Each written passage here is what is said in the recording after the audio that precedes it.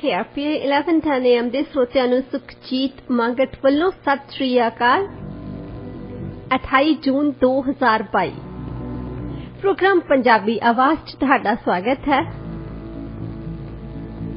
ਇਹ ਪ੍ਰੋਗਰਾਮ ਹਫ਼ਤੇ ਦੇ 5 ਦਿਨ ਮੰਡੇ ਟੂ ਫਰਾਈਡੇ ਤੁਹਾਡੇ ਲਈ ਪੇਸ਼ ਕੀਤਾ ਜਾਂਦਾ ਹੈ ਡਾਕਟਰ ਸ਼ਿੰਦਰ ਪੁਰੇਵਾਲ ਤੇ ਮੇਰੇ ਵੱਲੋਂ। ਦੁਨੀਆ ਭਰ ਸਾਡੇ ਪ੍ਰੋਗਰਾਮਸ ਤੁਸੀਂ ਸੁਣ ਸਕਦੇ ਹੋ radioindia.ca ਤੇ। US ਤੇ ਕੈਨੇਡਾ 'ਚ ਸਾਡੇ ਪ੍ਰੋਗਰਾਮ ਸੁਣੇ ਜਾ ਸਕਦੇ ਆ KRPA 1110 AM ਤੇ।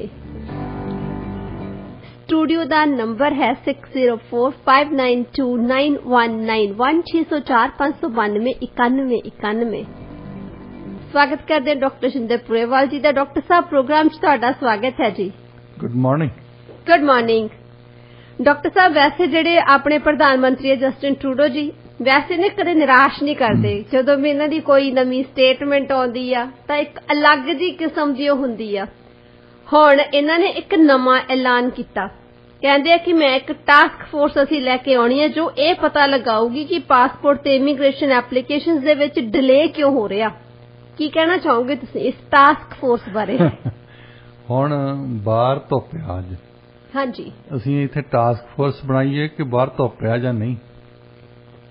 ਜੀ ਡਾਕਟਰ ਸਾਹਿਬ, ਨੰਗਾ ਚਿੱਟਾ ਦੀਦਾ ਆ ਕਿ ਲੋਕਾਂ ਨੂੰ ਪਾਸਪੋਰਟ ਨਹੀਂ ਮਿਲ ਰਿਹਾ। ਐਪਲੀਕੇਸ਼ਨ ਵੱਖ-ਵੱਖ ਬੰਦਿਆਂ ਨੇ ਵੱਖ-ਵੱਖ ਸੋਲੂਸ਼ਨ ਵੀ ਦਿੱਤੇ ਆ। ਹਾਂਜੀ, ਇਹ ਨਹੀਂ ਕਿ ਐਕਸਪਰਟ ਜਿਹੜੇ ਬੈਠੇ ਆ ਚਾਹੇ ਉਹਨਾਂ ਦੇ ਡਿਪਾਰਟਮੈਂਟ ਦੇ ਪੁਰਾਣੇ ਕਰਮਚਾਰੀ ਸਨ, ਕਿਉਂਕਿ ਮੌਜੂਦਾ ਵਾਲੇ ਤਾਂ ਵਿਚਾਰੇ ਬੋਲ ਨਹੀਂ ਸਕਦੇ। ਇਮੀਗ੍ਰੇਸ਼ਨ ਬਾਰੇ ਵੀ ਲੋਕਾਂ ਨੇ ਇਹਨਾਂ ਨੂੰ ਮੈਂ ਜਿਹੜਾ ਸੁਝਾਅ ਦਿੰਦਾ ਸੀ ਉਹ ਮੈਂ ਵੀ ਸੁਣ ਕੇ ਹੀ ਦਿੰਦਾ ਸੀ। ਕਿਸੇ ਨੇ ਕਿਹਾ ਸੀ ਕਿ ਤੁਸੀਂ ਐਮਨੈਸਟੀ ਦੇ ਦਿਓ। ਇੱਕ ਤਰੀਕਾ ਇਹ ਵੀ ਆ ਕੱਢਣ ਦਾ। ਤੁਸੀਂ ਐਪਲੀਕੇਸ਼ਨ ਰੱਖੇ ਆ, ਤੁਸੀਂ ਐਪਲੀਕੇਸ਼ਨ ਦੇਖੀ ਜਾਂਦੇ ਆ, ਆਹ ਲਿਆਓ ਆਹ ਲਿਆਓ। ਜੇ ਤੁਸੀਂ ਮੰਨਿਆ ਹੈ ਕਿ ਸਾਡੇ ਸਿਰਫ ਕ੍ਰਾਈਟੀਰੀਆ ਨਾ ਹਾਈ ਆ ਕਿ 2 ਸਾਲ ਦੀ ਐਜੂਕੇਸ਼ਨ 1 ਸਾਲ ਦਾ ਐਕਸਪੀਰੀਅੰਸ ਤੇ ਉਸ ਤੋਂ ਬਾਅਦ ਤੁਹਾਨੂੰ PR ਮਿਲ ਜਾਂਦੀ ਹੈ ਤਾਂ ਫਿਰ ਦੇ ਦਿਓ। ਫਿਰ ਜਿਸ ਬੰਦੇ ਨੇ 2 ਸਾਲ ਕੰਪਲੀਟ ਕੀਤੇ ਆ, 1 ਸਾਲ ਦਾ ਐਕਸਪੀਰੀਅੰਸ ਕੀਤਾ ਹੈ, ਉਹਨਾਂ ਬੰਦਿਆਂ ਨੂੰ ਐਪਲੀਕੇਸ਼ਨ ਪ੍ਰੋਸੈਸ ਦੇ ਥਰੂ ਜਾਣ ਦੀ ਲੋੜ ਹੀ ਨਹੀਂ ਹੁੰਦੀ ਜੀ। ਜੇ ਇਹਨਾਂ ਨੇ ਇਹ ਪੂਰਾ ਕਰ ਦਿੱਤਾ, ਜਿਹੜੀਆਂ ਉਹ ਸ਼ਰਤਾਂ ਪੂਰੀਆਂ ਕਰਤੀਆਂ ਉਹ ਦੇਖ ਲਓ। ਬਸ ਇੰਨਾ ਹੀ ਦੇਖਣਾ ਤੁਹਾਨੂੰ ਪੈਣਾ ਐਪਲੀਕੇਸ਼ਨ ਤੇ ਕਿ ਬਹੁਤ ਸੌਖੀ ਤਰੀਕੇ ਨਾਲ। ਹੁਣ ਜਿਹਦਾ ਸਿਟੀਜ਼ਨਸ਼ਿਪ ਦੀ ਸਾਡੇ ਐਪਲੀਕੇਸ਼ਨ ਆਉਂਦੀ ਹੁੰਦੀ ਸੀ, ਜੇ ਤਾਂ ਤੁਸੀਂ ਆਖਰੀ ਅਪਰੂਵਲ ਉਹਨੂੰ ਜੱਜ ਨੇ ਦੇਣੀ ਹੁੰਦੀ ਸੀ। ਜਿਹੜਾ ਕੰਮ ਕੀਤਾ ਆ ਉਹ ਆਫੀਸਰ ਨੇ ਕੀਤਾ ਹੁੰਦਾ ਸਾਰਾ ਹੀ ਥੱਲਿਓਂ ਲੈ ਕੇ, ਤੇ ਉਹਦੇ 'ਚ 2-4 ਗੱਲਾਂ ਦੇਖਣ ਵਾਲੀਆਂ ਹੁੰਦੀਆਂ ਵੀ ਤੁਸੀਂ CSS ਨੇ ਜਿਹੜੀ ਉਹਨਾਂ ਦੀ ਵੈਟਿੰਗ ਕੀਤੀ ਆ ਉਹਦੀ ਕਰੰਟ ਡੇਟ ਹੈਗੀ ਆ, RCMP ਨੇ ਕੀਤੀ ਆ, ਇਮੀਗ੍ਰੇਸ਼ਨ ਨੇ ਕੀਤੀ ਆ, ਉਹ ਤੇ ਕੋਈ ਕ੍ਰਿਮੀਨਲ ਰੈਕਡ ਵਗੈਰਾ ਤਾਂ ਨਹੀਂ, ਤਾਂ ਉਸ ਤੋਂ ਬਾਅਦ ਸਾਈਨ ਕਰੋ ਤਾਂ ਜਾਓ। ਪਰ ਜੇ ਇੱਕ ਜੱਜ ਲੈ ਕੇ ਬੈਠਾ ਹੀ ਰਵੇ ਉਹਨੂੰ ਐਪਲੀਕੇਸ਼ਨ ਨੂੰ, ਬੈਠਾ ਹੀ ਰਵੇ ਘੋਖ ਕੇ ਦੇਖੇ ਵੀ ਇਹਦੇ ਕਿੰਨੇ ਬੱਚੇ ਆ, ਕਿੰਨਾ ਉੱਚਾ ਆ, ਕਿੰਨਾ ਰੰਗ ਆ, ਕਿੱਥੇ ਰਹਿੰਦਾ ਆ, ਇਹ ਗੱਲਾਂ ਦੇਖਣ ਵਾਲੀਆਂ ਨਹੀਂ ਹੁੰਦੀਆਂ। ਇਹਦੇ ਵਿੱਚ ਹੀ ਸੋਲੂਸ਼ਨ ਹੈਗੇ ਇਹਨਾਂ ਦੇ ਵਿੱਚ। ਪਰ ਇਹ ਨਵੀਂ ਗੱਲ ਨਹੀਂ ਹੈ ਵੈਸੇ ਟਾਸਕ ਫੋਰਸ ਬਣਾਉਣੀ। ਇਹਦਾ ਮਤਲਬ ਹੁੰਦਾ ਵੀ ਜਦੋਂ ਅਸੀਂ ਕੰਮ ਲੋਕਾਂ ਦਾ ਧਿਆਨ ਹੋਰ ਪਾਸੇ ਕਰਨਾ, ਕੰਮ ਨਹੀਂ ਕਰਨਾ ਅਸੀਂ, ਇਹਦਾ ਮਤਲਬ ਇਹਨਾਂ ਨੇ ਸੋਲੂਸ਼ਨ ਨਹੀਂ ਲੱਭਣਾ ਹਜੇ ਤੱਕ। ਜਿਹੜੇ ਸੋਲੂਸ਼ਨ ਦੇ ਰਹੇ ਆ ਉਹ ਲੋਕੀ ਦੱਸ ਰਹੇ ਆ, ਇਹਨਾਂ ਨੂੰ ਐਕਸਪਰਟ ਦੱਸ ਰਹੇ ਆ ਕਿ ਇਸ ਤਰੀਕੇ ਦੇ ਨਾਲ ਤੁਸੀਂ ਪਾਸਪੋਰਟ ਦੀ ਲਾਈਨ ਅਪ ਘਟਾ ਸਕਦੇ ਆ। ਦੂਜਾ ਤਰੀਕਾ ਹੈਗਾ ਇਮੀਗ੍ਰੇਸ਼ਨ ਦੀਆਂ ਜਿਹੜੀਆਂ ਐਪਲੀਕੇਸ਼ਨ ਉਹ ਤੁਸੀਂ ਐਲੀਮੀਨੇਟ ਕਰ ਸਕਦੇ ਆ। ਪਰ ਆ ਟਾਸਕ ਫੋਰਸ ਕਿਉਂ ਬਣਾਉਣੀ ਹੈ? ਜੀ ਡਾਕਟਰ ਸਾਹਿਬ, ਵੈਸੇ ਤਾਂ ਕਹਿੰਦੇ ਆ ਮਿਸਟਰ ਟਰੂਡੋ ਕਿ ਉਹਨਾਂ ਨੂੰ ਪਤਾ ਜਿਹੜੇ ਸਾਰੇ ਸਰਕਮਸਟੈਂਸਿਸ ਆ ਉਹ ਜਾਣੂ ਨੇ, ਇਹ ਅਨਐਕਸੈਪਟੇਬਲ ਹੈ। ਇਹ ਤਾਂ ਸਾਰਿਆਂ ਨੂੰ ਪਤਾ ਕਿ ਅਨਐਕਸੈਪਟੇਬਲ ਹੈਗਾ। ਜਿਵੇਂ ਹੁਣੇ ਤੁਸੀਂ ਮੈਂਸ਼ਨ ਕੀਤਾ ਜਿਹੜਾ ਨੋਵਾ ਸਕੋਸ਼ੀਆ ਦੇ ਵਿੱਚ ਸਿਆਸੀ ਦਖਲ ਅੰਦਾਜ਼ੀ ਹੋਈ ਆ, ਮੈਨੂੰ ਲੱਗਦਾ ਕਿ ਉਹਦੇ ਤੋਂ ਧਿਆਨ ਹਟਾਉਣ ਦੇ ਲਈ ਹੋ ਸਕਦਾ ਇਹਨਾਂ ਨੇ ਹੁਣ ਟਾਸਕ ਫੋਰਸ ਵਾਲਾ ਨਵਾਂ ਐਲਾਨ ਕੀਤਾ ਹੋਵੇ। ਹਰ ਰੋਜ਼ ਜਿਹੜੀ ਆਟਵਾ ਦੇ ਵਿੱਚ ਜਾਂ ਸਾਡੇ ਤਕਰੀਬਨ ਸਾਰੇ ਮੀਡੀਆ ਦੇ ਵਿੱਚ ਇਹ ਖਬਰ ਆ ਰਹੀ ਹੈ ਕਿ ਸਿਆਸੀ ਦਖਲ ਅੰਦਾਜ਼ੀ ਬਹੁਤ ਜ਼ਿਆਦਾ ਹੋ ਰਹੀ ਸੀ ਜੀ। ਇੱਕ ਬਿਲਕੁਲ ਕਮਿਸ਼ਨਰ ਇਹਨਾਂ ਦੇ ਹੱਥਾਂ ਤੇ ਆ ਚੁੱਕੀ ਸੀ। ਉਹਦੇ ਤੋਂ ਡਿਵਰਟ ਕਰਨ ਲਈ ਇੱਕ ਤਾਂ ਵਧੀਆ ਗੱਲ ਉਹਨਾਂ ਦੀ ਇਹ ਹੋ ਗਈ G7 ਦਾ ਸਮਿਟ ਆ ਗਿਆ। ਹਾਂਜੀ, ਥੋੜਾ ਜਿਹਾ ਲੱਕੀ ਵੀ ਆ ਨਾ, ਕਹਿੰਦੇ ਹੁੰਦੇ ਵੀ ਲੱਕ ਵੀ ਤੁਹਾਡੇ ਨਾਲ ਆ ਜਾਂਦੀ ਹੈ, ਕਈ ਹੋਰ ਖਬਰ ਆ ਜਾਂਦੀ ਹੈ।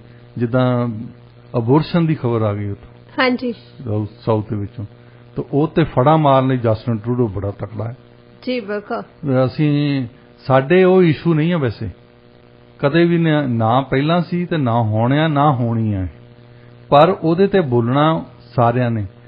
ਇੱਥੇ BC ਦੇ ਵਿੱਚ ਦੇਖੋ, ਇੱਕ ਮਿਨਿਸਟਰ ਕਹਿੰਦੀ ਮੈਂ ਮਰ ਜਾਊਂਗੀ ਅਬੋਰਸ਼ਨ ਦਾ ਇਸ਼ੂ ਜੇ ਇੱਥੇ ਅਬੋਰਸ਼ਨ ਨਾ ਹੋਣ ਦਿੱਤਾ। ਪਹਿਲੀ ਗੱਲ ਉਹਨੂੰ ਪੁੱਛਿਆ ਵੀ ਤੇਰੀ ਤਾਂ ਸਰਕਾਰ ਆ, ਤੁਸੀਂ ਰੋਕਣਾ ਇਹਨੂੰ, ਤੇ ਮਰ ਜਾ ਜੇ ਤੂੰ ਮਰਨਾ ਚਾਹੁੰਦੀ ਆ ਤਾਂ ਇੱਥੇ ਲਿਆ ਕੇ ਉਹਨੂੰ ਦੱਸ ਦਿੰਦੇ, ਜਗ੍ਹਾ ਜਗ੍ਹਾ ਵੀ ਮਿਲ ਜਾਂਦੀਆਂ ਇੱਥੇ ਮਾਰਨ ਲਈ। ਪਰ ਇਹ ਸਾਡੇ ਹੁੰਦੇ ਸੀ ਜੀਵਨ ਸਿੰਘ ਉਮਰਾ ਨੰਗਲ, ਉਹਨਾਂ ਨੂੰ ਆਦਤ ਹੀ ਪਈ ਸੀ ਪੰਜਾਬ ਦੀ ਗੱਲਾਂ ਕਰਨੀ, ਇਕੱਲੇ ਹਮੇਸ਼ਾ ਹੀ ਉਹਨਾਂ ਨੇ ਗੱਲ ਕਰਨੀ ਕਿ ਮੈਂ ਆਪਣੇ ਆਪ ਨੂੰ ਅੱਗ ਲਾ ਲੈਣੀ, ਮੈਂ ਆਪਣੇ ਆਪ ਨੂੰ ਅੱਗ ਲਾ ਲੈਣੀ, ਇੰਨੀ ਤਰੀਕ ਤਾਂ ਸਾਨੂੰ ਚੰਡੀਗੜ੍ਹ ਦੇ ਦਿਓ। ਤੇ ਫਿਰ ਉਹ ਮਾਸਟਰ ਤਾਰਾ ਸਿੰਘ ਦੀ ਲੜਕੀ ਸੀ, ਉਹ ਕਹਿੰਦੀ ਜੇ ਐਤਕੀ ਨਾ ਅੱਗ ਲਾਈ ਤਾਂ ਮੈਂ PP ਲੈ ਕੇ ਦਿੰਨੀ ਆ ਲੋਕਾਂ ਨੂੰ, ਨੌਜਵਾਨਾਂ ਨੂੰ ਚਾਹੀਦਾ ਕਿ ਜਾ ਕੇ ਇਹਨੂੰ ਅੱਗ ਲਾਇਓ। ਇਹ ਗੱਲਾਂ ਮੰਤਰੀ ਦੇ ਮੂੰਹੋਂ ਨਿਕਲਦੀਆਂ ਚੰਗੀਆਂ ਨਹੀਂ ਹੁੰਦੀਆਂ। ਤੁਸੀਂ ਮਰ ਜਾਣਾ ਆ, ਤੁਸੀਂ ਆਹ ਕਰਨਾ, ਤੁਸੀਂ ਮਰ ਕਾਹਤੋਂ ਜਾਣਾ? ਤੁਹਾਨੂੰ ਇਲੈਕਟ ਕੀਤਾ ਆ, ਜੇ ਤੁਸੀਂ ਅਬੋਰਸ਼ਨ ਰਾਈਟਸ ਨੂੰ ਰੱਖਣਾ ਆ, ਇਲੈਕਟ ਇਸੇ ਕਰਕੇ ਕੀਤਾ ਆ ਕਿ ਤੁਸੀਂ ਉਹਨਾਂ ਨੂੰ ਅਪਹੋਲਡ ਕਰੋ। ਜੇ ਤੁਸੀਂ ਆਪੋਜੀਸ਼ਨ ਦੇ ਵਿੱਚ ਵੀ ਬੈਠਣਾ ਆ, ਜੇ ਤੁਹਾਡੀ ਸਰਕਾਰ ਦੂਸਰੀ ਪਾਰਟੀ ਦੀ ਅਬੋਰਸ਼ਨ ਰਾਈਟਸ ਦੇ ਖਿਲਾਫ ਜਾ ਰਹੀ ਹੈ, ਤੁਸੀਂ ਉਹ ਤੇ ਆਵਾਜ਼ ਬੁਲੰਦ ਕਰੋ, ਨਾ ਕਿ ਮਰੋ। ਇਹ ਧਮਕੀਆਂ ਦੇਣ ਦੀ ਗੱਲ ਨਹੀਂ ਹੁੰਦੀ, ਅਕਲ ਇਹਨਾਂ ਨੂੰ ਸਮਝਾਉਣ ਦੀ ਗੱਲ ਹੈ।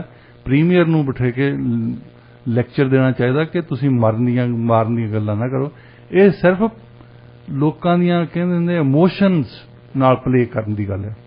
ਜੀ ਬਿਲਕੁਲ ਡਾਕਟਰ ਸਾਹਿਬ, ਜਿਹੜੇ ਆਪਣੇ ਟਰਾਂਸਪੋਰਟ ਮਿਨਿਸਟਰ ਆ ਉਹਨਾਂ ਨੇ ਤਾਂ ਕਮਾਲ ਹੀ ਕਰਤੀ। ਜਿਹੜੀ ਆਬਜ਼ਰਵੇਸ਼ਨ ਉਹਨਾਂ ਦੀ ਆ ਨਾ, ਮੈਨੂੰ ਲੱਗਦਾ ਤੇ ਕਿਸੇ ਦੀ ਹੋ ਨਹੀਂ ਸਕਦੀ। ਉਹ ਪਤਾ ਕੀ ਕਹਿੰਦੇ ਆ ਵੀ ਜਿਹੜੀ ਆ ਪਾਸਪੋਰਟ ਆਫਿਸ ਦੇ ਬਾਹਰ ਇੰਨੀਆਂ ਲੰਬੀਆਂ ਲਾਈਨਸ ਲੱਗੀਆਂ, ਕਹਿੰਦੇ ਕਿ ਪੈਂਡੈਮਿਕ ਆ ਗਿਆ ਸੀ, ਪੈਂਡੈਮਿਕ ਦੇ ਦੌਰਾਨ ਵੀ ਜਿਹੜੇ ਲੋਕੀ ਘਰ ਬੈਠੇ ਸੀ ਤੇ ਹੁਣ ਜਦੋਂ ਉਹਨਾਂ ਨੇ ਟਰੈਵਲ ਲਈ ਬਾਹਰ ਨਿਕਲਣਾ ਸ਼ੁਰੂ ਕੀਤਾ, 에ਅਰਪੋਰਟ ਤੇ ਜਾਣਾ ਸ਼ੁਰੂ ਕੀਤਾ, ਉਹ ਲਾਈਨਾਂ ਬਣਾਉਣੀਆਂ ਭੁੱਲ ਗਏ, ਲਾਈਨਾਂ 'ਚ ਲੱਗਣਾ ਹੀ ਭੁੱਲ ਗਏ। ਕਹਿੰਦੇ ਆਪਣੇ ਲੈਪਟਾਪ ਔਨ ਕਰਦੇ ਰਹਿੰਦੇ, ਖੜ ਕੇ ਪਾਣੀ ਪੂਣੀ ਪੀਣ ਨੂੰ ਲੈ ਕੇ ਆਉਂਦੇ ਆ, ਕੁਝ ਖਾਣ ਪੀਣ ਨੂੰ, ਕਹਿੰਦੇ ਉਹਦੇ ਕਰਕੇ 에ਅਰਪੋਰਟ ਜਿਹੜਾ ਕਰਾਊਡਡ ਲੱਗਦਾ। ਜੇ ਇਹਨਾਂ ਨੂੰ ਸਾਰਾ ਕੁਝ ਪਤਾ ਹੀ ਹੈ ਤੇ ਫਿਰ ਟਾਸਕ ਫੋਰਸ ਕਾਹਤੋਂ ਬਣਾਉਣੀ? ਆਹੀ ਤਾਂ ਡਾਕਟਰ ਸਾਹਿਬ ਸਭ ਤੋਂ ਵੱਡਾ ਸਵਾਲ ਆ ਕਿ ਟਰੂਡੋ ਨੇ ਕਿਹਾ ਕਿ ਮੈਨੂੰ ਹਾਲਾਤਾਂ ਦਾ ਪਤਾ, ਮੈਂ ਜਾਣੂ ਆ ਜੀ, ਅਨਐਕਸੈਪਟੇਬਲ ਨੇ। ਟਰਾਂਸਪੋਰਟ ਮਿਨਿਸਟਰ ਨੇ ਵੀ ਦੱਸਤੀ ਆਪਣੀ ਆਬਜ਼ਰਵੇਸ਼ਨ। ਇਹ ਕਹਿਣਾ ਚਾਹੁੰਦਾ ਕਿ ਟਾਸਕ ਫੋਰਸ ਬਣਾਉਣ ਦਾ ਮਤਲਬ ਹੁੰਦਾ ਹੈ ਕਿ ਸਮਾਂ ਖਰੀਦਿਆ ਜਾਵੇ। ਇਸ ਵੇਲੇ ਇਹ ਗੱਲ ਨਾ ਕਰੋ। ਕਿਸੇ ਚੀਜ਼ ਨੂੰ ਤੁਸੀਂ ਇੱਕ ਬਾਸਕਟ ਦੇ ਵਿੱਚ ਪਾਉਣਾ ਹੋਵੇ ਨਾ, ਕਿਸੇ ਇਸ਼ੂ ਨੂੰ ਵੀ ਟਾਸਕ ਫੋਰਸ ਬਣਾਓ, ਰਾਇਲ ਕਮਿਸ਼ਨ ਬਣਾਓ, ਸਟੱਡੀ ਕਰਾਓ। ਉਹਦਾ 6 ਮਹੀਨੇ ਤਾਂ ਤੁਹਾਡੇ ਨਿਕਲਦੇ ਆ ਸੌਖੇ ਨਾ। ਉਸ ਤੋਂ ਬਾਅਦ ਕਹੋ ਕਿ ਅਸੀਂ ਟਾਸਕ ਫੋਰਸ ਨੇ ਜਿਹੜੀ ਸਟੱਡੀ ਕੀਤੀ ਹੈ ਉਹਨੂੰ ਸਟੱਡੀ ਕਰ ਰਹੇ ਹਾਂ, ਉਹਦੀਆਂ ਰეკਮੈਂਡੇਸ਼ਨਸ ਨੂੰ ਸਟੱਡੀ ਕਰ ਰਹੇ ਹਾਂ, ਸਟੇਕ ਹੋਲਡਰਸ ਨਾਲ ਗੱਲਾਂਬਾਤ ਕਰ ਰਹੇ ਹਾਂ, ਤਾਂ ਫਿਰ ਹੋ ਸਕਦਾ ਸਾਲ ਦੇ ਬਾਅਦ ਵੈਸੇ ਹੀ ਪਾਸਪੋਰਟ ਦੀ ਘਟ ਜਾਵੇ। ਕੁਦਰਤੀ ਤੌਰ ਤੇ ਵੀ ਇੱਕਦਮ ਜਿਹੜਾ ਹੜ੍ਹ ਆਇਆ ਐਪਲੀਕੇਸ਼ਨਸ ਦਾ, ਉਹ ਵੈਸੇ ਤਾਂ ਇਸ ਤਰੀਕੇ ਨਾਲ ਆਇਆ ਕਿ ਲੋਕਾਂ ਨੇ ਪੈਂਡੈਮਿਕ ਖਤਮ ਹੋਣ ਤੋਂ ਬਾਅਦ ਟਰੈਵਲ ਕਰਨਾ ਸ਼ੁਰੂ ਕੀਤਾ। ਹਾਂਜੀ, ਕੀ ਉਹ ਭੁੱਲ ਗਏ ਕਿ 1919 ਤੋਂ ਪਹਿਲਾਂ ਵੀ ਇਦਾਂ ਦੀਆਂ ਲਾਈਨ ਅਪ ਸੀ? ਇਹ ਮਿਨਿਸਟਰ ਸਾਨੂੰ ਦੱਸਣ ਜੇ ਇਹਨਾਂ ਨੇ ਵੀਡੀਓ ਬਣਾਈਆਂ ਹੈ ਕਿਤੇ ਪਹਿਲਾਂ ਦੀਆਂ, ਤੇ ਪਾਸਪੋਰਟ ਦੇ ਵਿੱਚ ਉਹ ਲਾਈਨ ਤਾਂ ਹੁੰਦੀ ਸੀ ਪਰ ਓਵਰਨਾਈਟ ਲਾਈਨ ਅਪ ਨਹੀਂ ਹੁੰਦੀਆਂ ਸੀ ਕਦੇ। ਹਾਂਜੀ ਡਾਕਟਰ ਸਾਹਿਬ, ਇਹ ਨਵੀਂ ਗੱਲ ਹੈ। ਨਾਲੇ ਇੱਕ ਹੋਰ ਗੱਲ ਹੈ ਡਾਕਟਰ ਸਾਹਿਬ, ਦੇਖੋ ਇੱਕ ਪਾਸੇ ਤਾਂ ਕਹਿੰਦੇ ਆ ਵੀ ਸਟਾਫ ਦੀ ਸ਼ਾਰਟੇਜ ਦੇ ਕਰਕੇ ਲਾਈਨ ਅਪਸ ਆ, ਜਿਹੜੀਆਂ ਨਿਊਜ਼ ਦਿੰਦੇ ਆ, ਸਟੇਟਮੈਂਟਸ ਦਿੰਦੇ ਆ, ਪ੍ਰੈਸ ਰਿਲੀਜ਼ਸ ਦਿੰਦੇ ਆ, ਤੇ ਹੁਣ ਟਰਾਂਸਪੋਰਟ ਮਿਨਿਸਟਰ ਨੇ ਆਪਣੀ ਆਬਜ਼ਰਵੇਸ਼ਨ ਦਿੱਤੀ ਆ ਕਿ ਸਟਾਫ ਦੀ ਸ਼ਾਰਟੇਜ ਇਹਦਾ ਕਾਰਨ ਨਹੀਂ, ਵੈਕਸੀਨ ਮੈਂਡੇਟ ਕਰਕੇ ਇਹ ਉੱਥੇ ਜਿਹੜੀ ਲਾਈਨ ਅਪ ਉਹ ਲੰਬੀ ਨਹੀਂ ਹੁੰਦੀ ਹੈਗੀ, ਸਿਰਫ ਇਸ ਕਰਕੇ ਹੁੰਦੀ ਹੈ ਵੀ ਲੋਕ ਲਾਈਨਾਂ ਦੇ ਵਿੱਚ ਲੱਗਣਾ ਭੁੱਲ ਗਏ ਆ।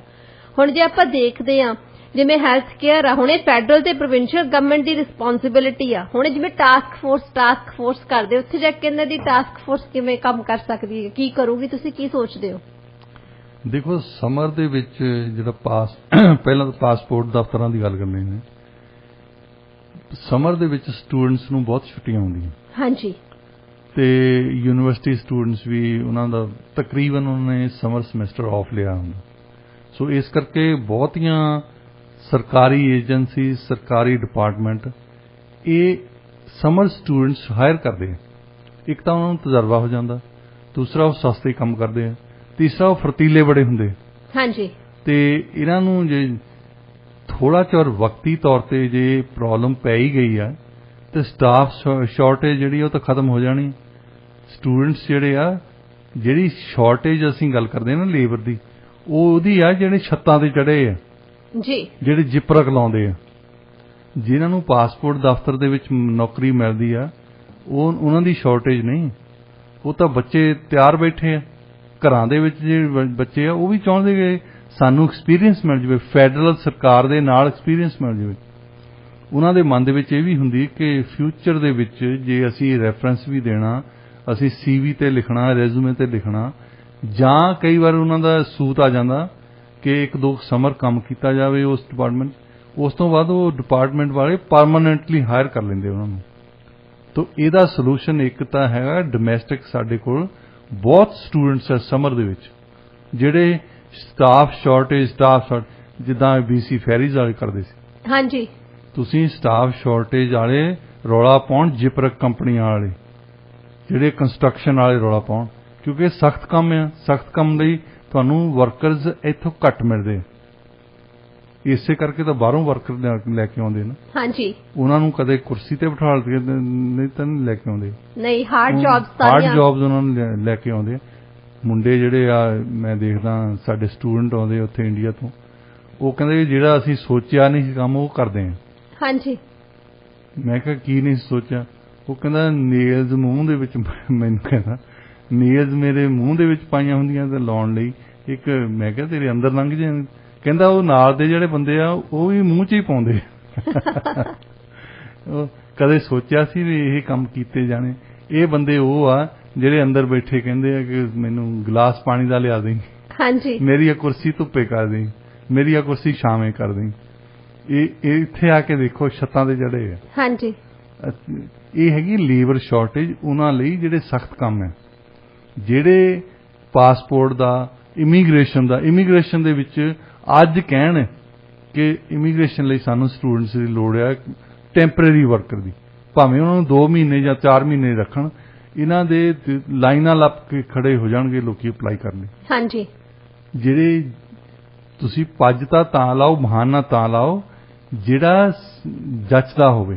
BC ਫੈਰੀਜ਼ ਵਾਲੇ ਕਹਿਣ ਇੱਥੋਂ ਮੈਂ ਸਾਰੀ ਸਰੀ ਭੇਜ ਦੂੰਗਾ ਜੀ, ਇੱਥੇ ਸਾਰੀ ਸਰੀ ਤਿਆਰ ਆ, ਕਿਉਂਕਿ ਉਹ ਚੰਗੀ ਤਨਖਾਹ ਦਿੰਦੇ ਆ, ਚੰਗੀ ਪੈਨਸ਼ਨ ਦਿੰਦੇ ਆ, ਉਹਨਾਂ ਨੂੰ ਹੋਰ ਐਕਸਟੈਂਡਡ ਹੈਲਥ ਕੇਅਰ ਆ ਉਹਨਾਂ ਦਾ ਕਵਰਡ ਹੈ। ਸੋ ਤੁਸੀਂ ਜਿਹੜਾ ਬਹਾਨਾ ਲਾਉਣਾ ਹੁੰਦਾ ਉਹ ਸੁਣੀਆਂ ਸੁਣਾਈਆਂ ਖਬਰਾਂ ਤੇ ਇਹਨਾਂ ਲਾ ਦਿਆ ਕਰੋ ਕਿ ਸਾਡੇ ਜੀ, ਕਿਉਂਕਿ ਅੱਜ ਕੱਲ ਅਖਬਾਰਾਂ ਦੇ ਵਿੱਚ ਇਹੀ ਖਬਰਾਂ ਆਉਂਦੀਆਂ ਨੇ ਕਿ ਲੇਬਰ ਸ਼ਾਰਟੇਜ ਆ, ਲੇਬਰ ਸ਼ਾਰਟੇਜ ਹੋ ਗਈ ਮੈਕਡੋਨਲਡ ਵਾਲਿਆਂ ਨੂੰ, ਲੇਬਰ ਸ਼ਾਰਟੇਜ ਹੋ ਗਈ ਛੱਤਾਂ ਵਾਲਿਆਂ ਨੂੰ, ਲੇਬਰ ਸ਼ਾਰਟੇਜ ਹੋ ਗਈ ਸੇਫਵੇ ਵਾਲਿਆਂ ਨੂੰ। ਪਰ ਇਹ ਜਿਹੜੀਆਂ ਚੰਗੀਆਂ ਜੌਬਸ ਆ ਜਿਨ੍ਹਾਂ ਤੇ ਐਕਚੁਅਲੀ ਤਾਂ ਹੀ ਤਾਂ ਉਹ ਪੜ੍ਹਦੇ ਆ, ਉਹ ਇਹੀ ਜੌਬਸ ਲੈਣ ਲਈ ਪੜ੍ਹਦੇ ਆ ਜੀ ਕਿ ਸਾਨੂੰ ਪਾਸਪੋਰਟ ਦਫ਼ਤਰ ਦੇ ਵਿੱਚ ਮਿਲ ਜਾਵੇ, ਸਾਨੂੰ ਇਮੀਗ੍ਰੇਸ਼ਨ ਦੇ ਵਿੱਚ ਮਿਲ ਜਾਵੇ। ਤੇ ਜੇ ਉਹਨਾਂ ਨੂੰ ਹੁਣੇ ਹੀ ਤੁਸੀਂ ਦਿੰਦੇ ਆ ਤਜਰਬੇ ਦੇ ਤੌਰ ਤੇ 2 ਮਹੀਨੇ 4 ਮਹੀਨੇ, ਇੱਕ ਤਾਂ ਤੁਹਾਡੀ ਲੇਬਰ ਸ਼ਾਰਟੇਜ ਖਤਮ ਹੋ ਜਾਊਗੀ। ਤੁਸੀਂ ਵੈਸੇ ਵੀ ਜਸਟਨ ਟਰੂਡੋ ਨੇ ਜਿਹੜਾ ਮੁਨਾਫੇ ਵਾਲਾ ਬਜਟ ਆ ਉਹ 354 ਬਿਲੀਅਨ ਦਾ ਘਾਟਾ ਪਵਾਤਾ, ਤਾਂ ਥੋੜੇ ਜਿਹਾ ਹੋਰ ਬਾਹਰੋਂ ਕਰ ਲਓ, ਕੋਈ ਗੱਲ ਨਹੀਂ। ਇਹਦੇ ਵਿੱਚ ਟਾਸਕ ਫੋਰਸ ਨੇ ਕੀ ਕਰਨਾ ਆ, ਉਹਦਾ ਸੋਲੂਸ਼ਨ ਲੱਭਣ ਦਾ ਕੀ ਕਰਨਾ, ਜਿਹੜਾ ਕਿ ਉਹਨਾਂ ਨੂੰ ਵੀ ਪਤਾ ਹੈ। ਉਹਨਾਂ ਨੇ ਕਿਹਾ ਮੈਨੂੰ ਪਤਾ ਹੈ ਵੀ ਇਹ, ਹਾਂਜੀ, ਤੇ ਜੇ ਪਤਾ ਹੈ ਤਾਂ ਫਿਰ ਟਾਸਕ ਫੋਰਸ ਕਦੋਂ ਕਰਨੀ ਹੈ? ਆਹੀ ਤਾਂ ਡਾਕਟਰ ਸਾਹਿਬ ਸਵਾਲ ਆ ਵੀ ਇੱਕ ਪਾਸੇ ਤਾਂ ਕਹਿੰਦੇ ਨੇ ਕਿ ਮੈਨੂੰ ਪਤਾ ਸਾਰਾ ਕੁਝ ਆ। ਟਾਸਕ ਫੋਰਸ ਇਸ ਗੱਲ ਤੇ ਲਾਣੀ ਚਾਹੀਦੀ ਹੈ ਕਿ ਸਾਨੂੰ ਪਤਾ ਵੀ ਆ ਪਰ ਅਸੀਂ ਫੇਰ ਵੀ ਕੁਝ ਨਹੀਂ ਕਰਦੇ, ਇਹਦੇ ਬਾਰੇ ਟਾਸਕ ਫੋਰਸ ਲਾਉਣੀ ਹੈ। ਹਾਂ, ਫੇਰ ਤਾਂ ਮੇਰੀ ਵੀ ਸਮਝ ਚ ਆਵੇ ਨਾ, ਸਾਡੇ ਸਾਰੇ ਲੋਕਾਂ ਦੀ ਸਮਝ ਚ ਆਵੇ ਵੀ ਟਾਸਕ ਫੋਰਸ ਨੂੰ ਪਤਾ ਕਰਨ ਦੀ ਲੋੜ ਹੈ ਕਿ ਇਹਨਾਂ ਨੂੰ ਪਤਾ ਵੀ ਹੈ ਪਰ ਫੇਰ ਵੀ ਕੁਝ ਨਹੀਂ ਕਰਦੇ। ਇੱਕ ਟਾਸਕ ਫੋਰਸ ਲਾਈਏ, ਪਤਾ ਕਰੇ ਕਿ ਕਿਉਂ ਨਹੀਂ ਕਰਦੇ। ਉਸ ਟਾਸਕ ਫੋਰਸ ਦਾ ਤਾਂ ਕੰਮ ਹੋਊਗਾ, ਇਸ ਟਾਸਕ ਫੋਰਸ ਦਾ ਕੀ ਕੰਮ ਹੋਊਗਾ? ਹਾਂਜੀ ਡਾਕਟਰ ਸਾਹਿਬ, ਵੈਸੇ ਵੀ ਜਿਵੇਂ ਆਪਾਂ ਗੱਲਬਾਤ ਕਰਦੇ ਹੁੰਨੇ ਆ ਵੀ ਇਹਨਾਂ ਨੇ ਇਹ ਤਾਂ ਐਲਾਨ ਕਰਤਾ ਕਿ ਅਸੀਂ ਟਾਸਕ ਫੋਰਸ ਲਾਉਣੀ ਆ, ਚਲੋ ਮੰਨ ਲੈਂਦੇ ਆ ਟਾਸਕ ਫੋਰਸ ਲਾਉਂਦੇ ਵੀ ਆ, ਕਦੋਂ ਤੱਕ ਲਾਉਣੀ ਆ, ਉਹਨੇ ਆ ਕੇ ਕੰਮ ਕੀ ਕਰਨਾ, ਉਹਦੀ ਜਿਹੜੀ ਡਿਟੇਲ ਆ ਉਹਦੇ ਬਾਰੇ ਤਾਂ ਇਹਨਾਂ ਨੇ ਕੁਛ ਨਹੀਂ ਵੈਸੇ ਦੱਸਿਆ। ਉਹ ਤਾਂ ਇਹਨਾਂ ਨੇ ਪੱਤਰਕਾਰਾਂ ਨੇ ਸਵਾਲ ਕੀਤਾ, ਉਹ ਫਟਾਫਟ ਕਹਿ ਕੇ ਨੱਠ ਗਏ। ਉਹ G7 ਨੂੰ, ਉਹ G7 ਦੀ ਮੀਟਿੰਗ ਨੇ ਬਚਾ ਲਿਆ, ਹੁਣ ਉੱਥੇ ਬੈਠੇ ਆਰਾਮ ਨਾਲ।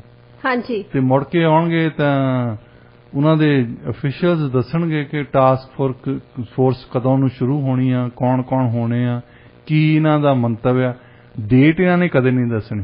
ਹਾਂਜੀ, ਵੀ ਇਹ ਐਂਡ ਵੀ ਕਦੇ ਹੋਣੀ ਆ ਕਿ ਨਹੀਂ, ਡੈਡਲਾਈਨ ਤਾਂ ਹੋਣੀ ਚਾਹੀਦੀ ਆ, ਡੈਡਲਾਈਨ ਹੋਣੀ ਚਾਹੀਦੀ ਕਿ ਨਹੀਂ। ਹਾਂਜੀ, ਸਾਡੇ ਜਿਹੜੇ ਸਿਟੀਜ਼ਨਸ਼ਿਪ ਦੇ ਵਿੱਚ ਸੀਐਸਐਸ ਵਾਲੇ ਕਹਿੰਦੇ ਹੁੰਦੇ ਸੀ ਸਾਡੀ ਹਾਲੇ ਰਿਵਿਊ ਚੱਲਦਾ ਹੈ ਇਸ ਐਪਲੀਕੇਸ਼ਨ ਤੇ। ਫੈਡਰਲ ਕੋਰਟ ਦੀ ਜੱਜ ਨੇ ਉਹਨਾਂ ਨੂੰ ਕਿਹਾ ਵੀ ਤੁਹਾਡਾ ਕੋਈ ਡੇਟ ਹੈ, ਐਂਡ ਡੇਟ ਵੀ ਹੋਣੀ ਚਾਹੀਦੀ ਨਾ। ਅਸੀਂ ਬਿਲਡਿੰਗ ਬਣਾਉਨੇ ਆ ਤਾਂ ਉਹ ਕਿਸੇ ਨਾ ਕਿਸੇ ਦਿਨ ਖਤਮ ਹੋਣੀ ਚਾਹੀਦੀ ਹੈ। ਜੀ ਬਿਲਕੁਲ, ਇਦਾਂ ਨਾ ਹੋਵੇ 19ਵੀਂ ਸਦੀ ਸ਼ੁਰੂ ਹੋਈ ਆ ਤੇ 21ਵੀਂ ਸਦੀ ਵਿੱਚ ਬਿਲਡਿੰਗ ਬਣ ਰਹੀ ਹੈ। ਇਹ ਕਿਹੋ ਜਿਹੀ ਚੀਜ਼ ਬਣ ਰਹੀ ਹੈ। ਹਰੇਕ ਚੀਜ਼ ਦੀ ਅੰਤ ਹੁੰਦਾ ਜੀ, ਤੇ ਉਹ ਅੰਤ ਡੇਟ ਕਹਿੰਦੀ ਮੈਨੂੰ ਦੱਸੋ ਵੀ ਤੁਹਾਡਾ ਕਿਹੜਾ ਆ। ਤੁਸੀਂ ਇਹ ਕਹੀ ਜਾਂਦੇ ਰਿਵਿਊ ਕਰਨੀ ਹੈ।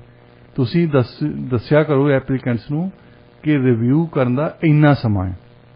ਜੇ ਉਹਦੇ ਵਿੱਚ ਰਿਵਿਊ ਹੋ ਗਿਆ ਠੀਕ ਹੈ, ਨਹੀਂ ਤਾਂ ਤੁਹਾਡੇ ਰਿਵਿਊ ਤੋਂ ਬਿਨਾਂ ਹੀ ਉਹ ਐਪਲੀਕੇਸ਼ਨ ਥਰੂ ਜਾਣੀ ਹੈ।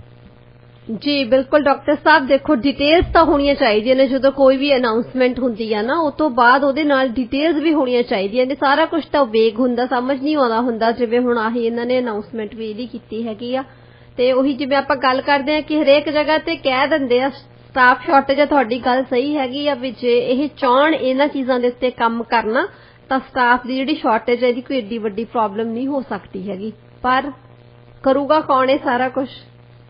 ਕੀ ਕਹਿੰਦੇ ਹੁੰਦੇ, ਜਿਹੜੀ ਪ੍ਰੋਬਲਮ ਆ ਉਹਦਾ ਹਰ ਇੱਕ ਪ੍ਰੋਬਲਮ ਦਾ ਸੋਲੂਸ਼ਨ ਹੁੰਦਾ। ਹਾਂਜੀ, ਤੇ ਇਹਨਾਂ ਨੂੰ ਪਤਾ ਹੈ ਪ੍ਰੋਬਲਮ ਕਿਹੜੀ ਹੈ, ਇਹਨਾਂ ਨੂੰ ਇਹ ਵੀ ਪਤਾ ਵੀ ਸੋਲੂਸ਼ਨ ਵੀ ਕਿਹੜਾ ਹੈ। ਹਾਂਜੀ, ਤਾਂ ਫਿਰ ਟਾਸਕ ਫੋਰਸ ਕੀ ਕਰੂਗੀ? ਜੀ ਬਿਲਕੁਲ ਡਾਕਟਰ ਸਾਹਿਬ, ਪਰ ਇਹੀ ਜਿਵੇਂ ਕਿ ਆਪਾਂ ਅਕਸਰ ਡਿਸਕਸ ਕਰਦੇ ਹੁੰਦੇ ਆ ਕਿ ਬਹੁਤੀ ਵਾਰੀ ਤਾਂ ਜਿਹੜੇ ਐਲਾਨ ਹੈਗੇ ਆ ਲੋਕਾਂ ਦਾ ਧਿਆਨ ਭਟਕਾਉਣ ਦੇ ਲਈ ਉਹ ਕੀਤੇ ਜਾਂਦੇ ਆ। ਜੀ ਡਾਕਟਰ ਸਾਹਿਬ, ਰੁੱਖ ਕਰਦੇ ਆ ਜੀ ਅਗਲੀ ਖਬਰ ਵੱਲ।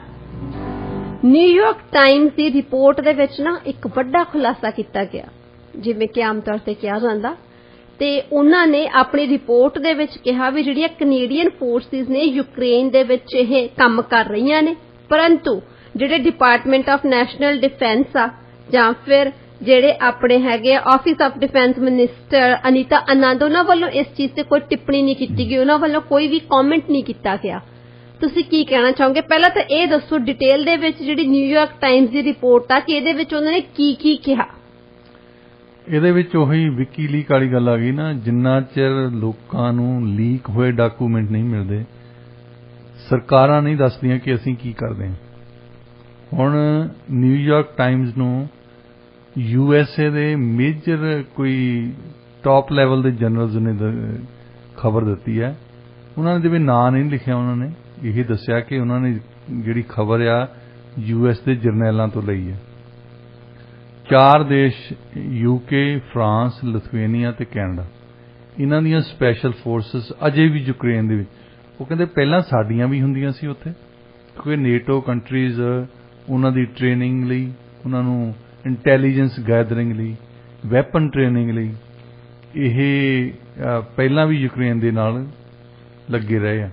ਪਰ ਉਹ ਕਹਿੰਦੇ ਕਿ ਅਸੀਂ ਜਿਹੜੇ ਸਾਡੇ 150 ਸਪੈਸ਼ਲਿਸਟ ਸੀ USA ਦੇ, ਉਹਨਾਂ ਨੂੰ ਵਿਦਡਰਾ ਕਰ ਲਿਆ, ਪਰ ਕੈਨੇਡਾ ਵਾਲਿਆਂ ਦੇ ਅਜੇ ਵੀ ਉੱਥੇ ਹੀ। ਤੇ ਕੈਨੇਡਾ ਵਾਲਿਆਂ ਨੇ ਕਦੇ ਪਬਲਿਕਲੀ ਨਹੀਂ ਇਹ ਮੰਨਣਾ, ਤੇ ਨਾ ਹੀ ਪਹਿਲਾਂ ਮੰਨੇ ਨਾ ਹੀ ਹੁਣ ਮੰਨਣਾ। ਅਨੀਤਾ ਆਨੰਦ ਉਹਨਾਂ ਨੇ ਮਿਨਿਸਟਰ ਨੇ ਚੁੱਪ ਧਾਰੀ ਹੈ, ਉਹਨਾਂ ਨੇ ਚੁੱਪ ਕਰਕੇ ਇਹ ਕਹਿੰਦੇ ਕਿ ਦੇਖੋ ਇੱਕ ਲਾਇਰ, ਇੱਕ ਮਤਲਬ ਚੰਗੇ ਸਕਾਲਰ ਆ, ਉਹ ਆਕਸਫੋਰਡ ਦੇ ਵਿੱਚ ਜਾ ਕੇ ਆਏ। ਪਹਿਲਾਂ ਇੱਥੇ ਸਾਡੇ ਕਾਨੂੰਨ ਹੈ ਕਿ ਜਿਹੜਾ ਕੈਨੇਡੀਅਨ ਬੰਦਾ ਆ ਉਹ ਬਾਹਰ ਜਾ ਕੇ ਕਿਸੇ ਵੀ ਸਾਈਡ ਤੇ ਲੜ ਨਹੀਂ ਸਕਦਾ। ਹੁਣ ਓਪਨਲੀ ਇੱਥੋਂ ਬੰਦੇ ਗਏ ਆ ਜਿਹੜੇ ਲੜੇ ਆ ਯੂਕਰੇਨ ਦੇ ਵਿੱਚ, ਕਾਨੂੰਨ ਦੀ ਉਲੰਘਣਾ ਕੀਤੀ ਹੈ। ਤੇ ਕਾਨੂੰਨ ਦੀ ਮਾਹਰ ਕਹਿ ਰਹੀ ਆ ਕਿ ਨਹੀਂ, ਮੈਨੂੰ ਪਤਾ ਨਹੀਂ ਇਹਦੀ ਇੰਟਰਪ੍ਰੀਟੇਸ਼ਨ ਕਿੱਦਾਂ ਹੋਣੀ ਹੈ।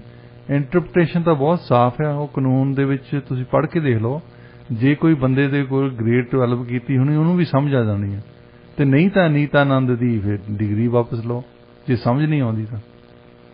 ਮਤਲਬ ਇਹ ਜਦੋਂ ਕਈ ਵਾਰੀ ਝੂਠ ਵੀ ਬੋਲਦੇ ਆ ਉਦੋਂ ਵੀ ਹੱਦਾਂ ਟੱਪ ਜਾਂਦੇ।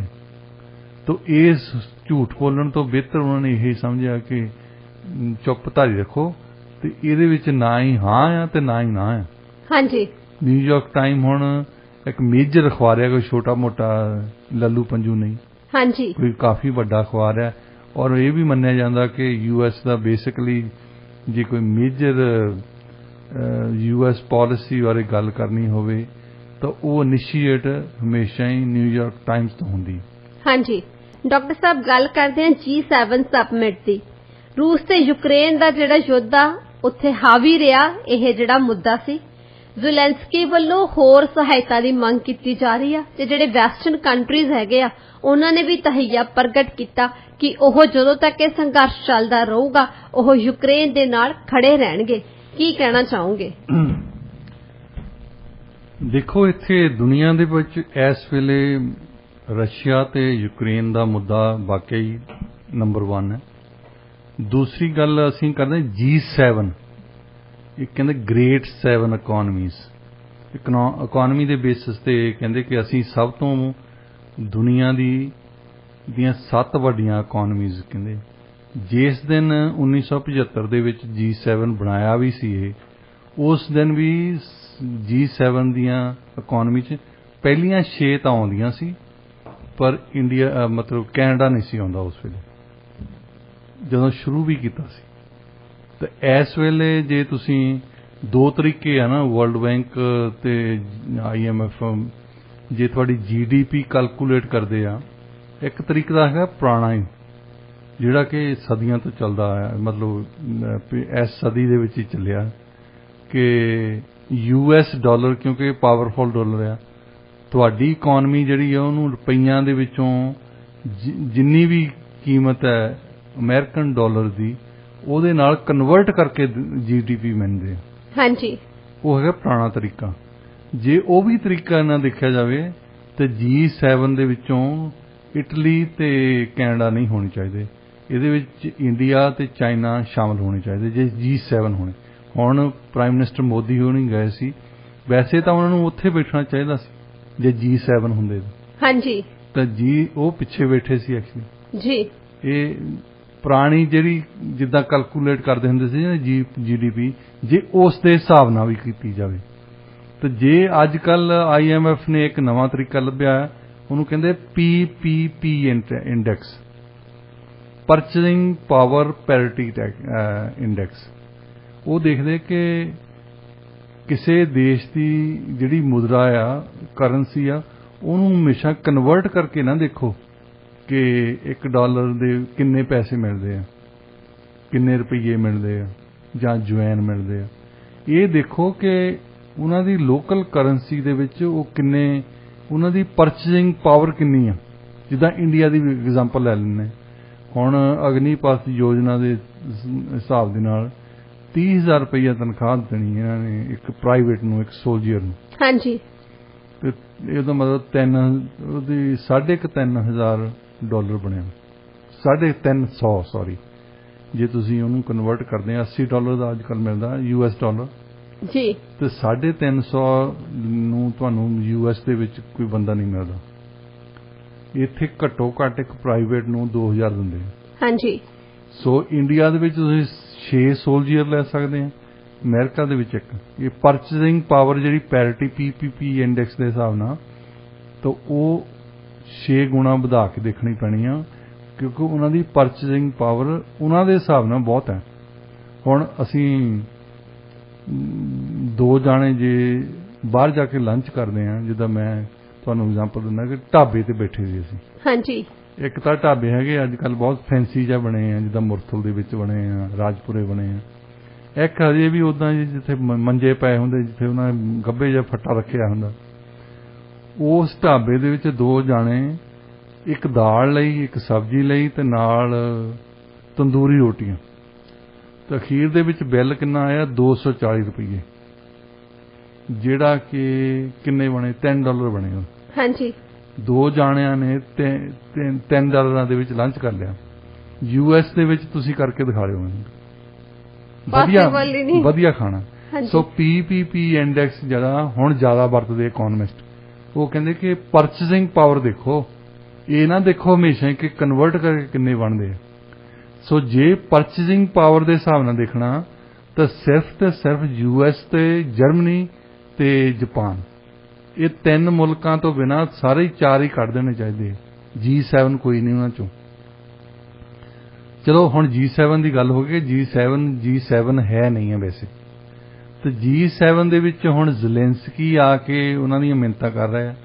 ਐਕਚੁਅਲੀ ਤਾਂ ਇਹ ਉਹਨਾਂ ਦਾ ਕੰਮ ਕਰ ਰਿਹਾ USA ਦਾ, ਜਿਹੜਾ ਇਹ ਕਹਿੰਦੇ ਸੀ ਕਿ ਅਸੀਂ ਰਸ਼ੀਆ ਨੂੰ ਕਮਜ਼ੋਰ ਕਰਨਾ ਹੈ। ਹਾਂਜੀ।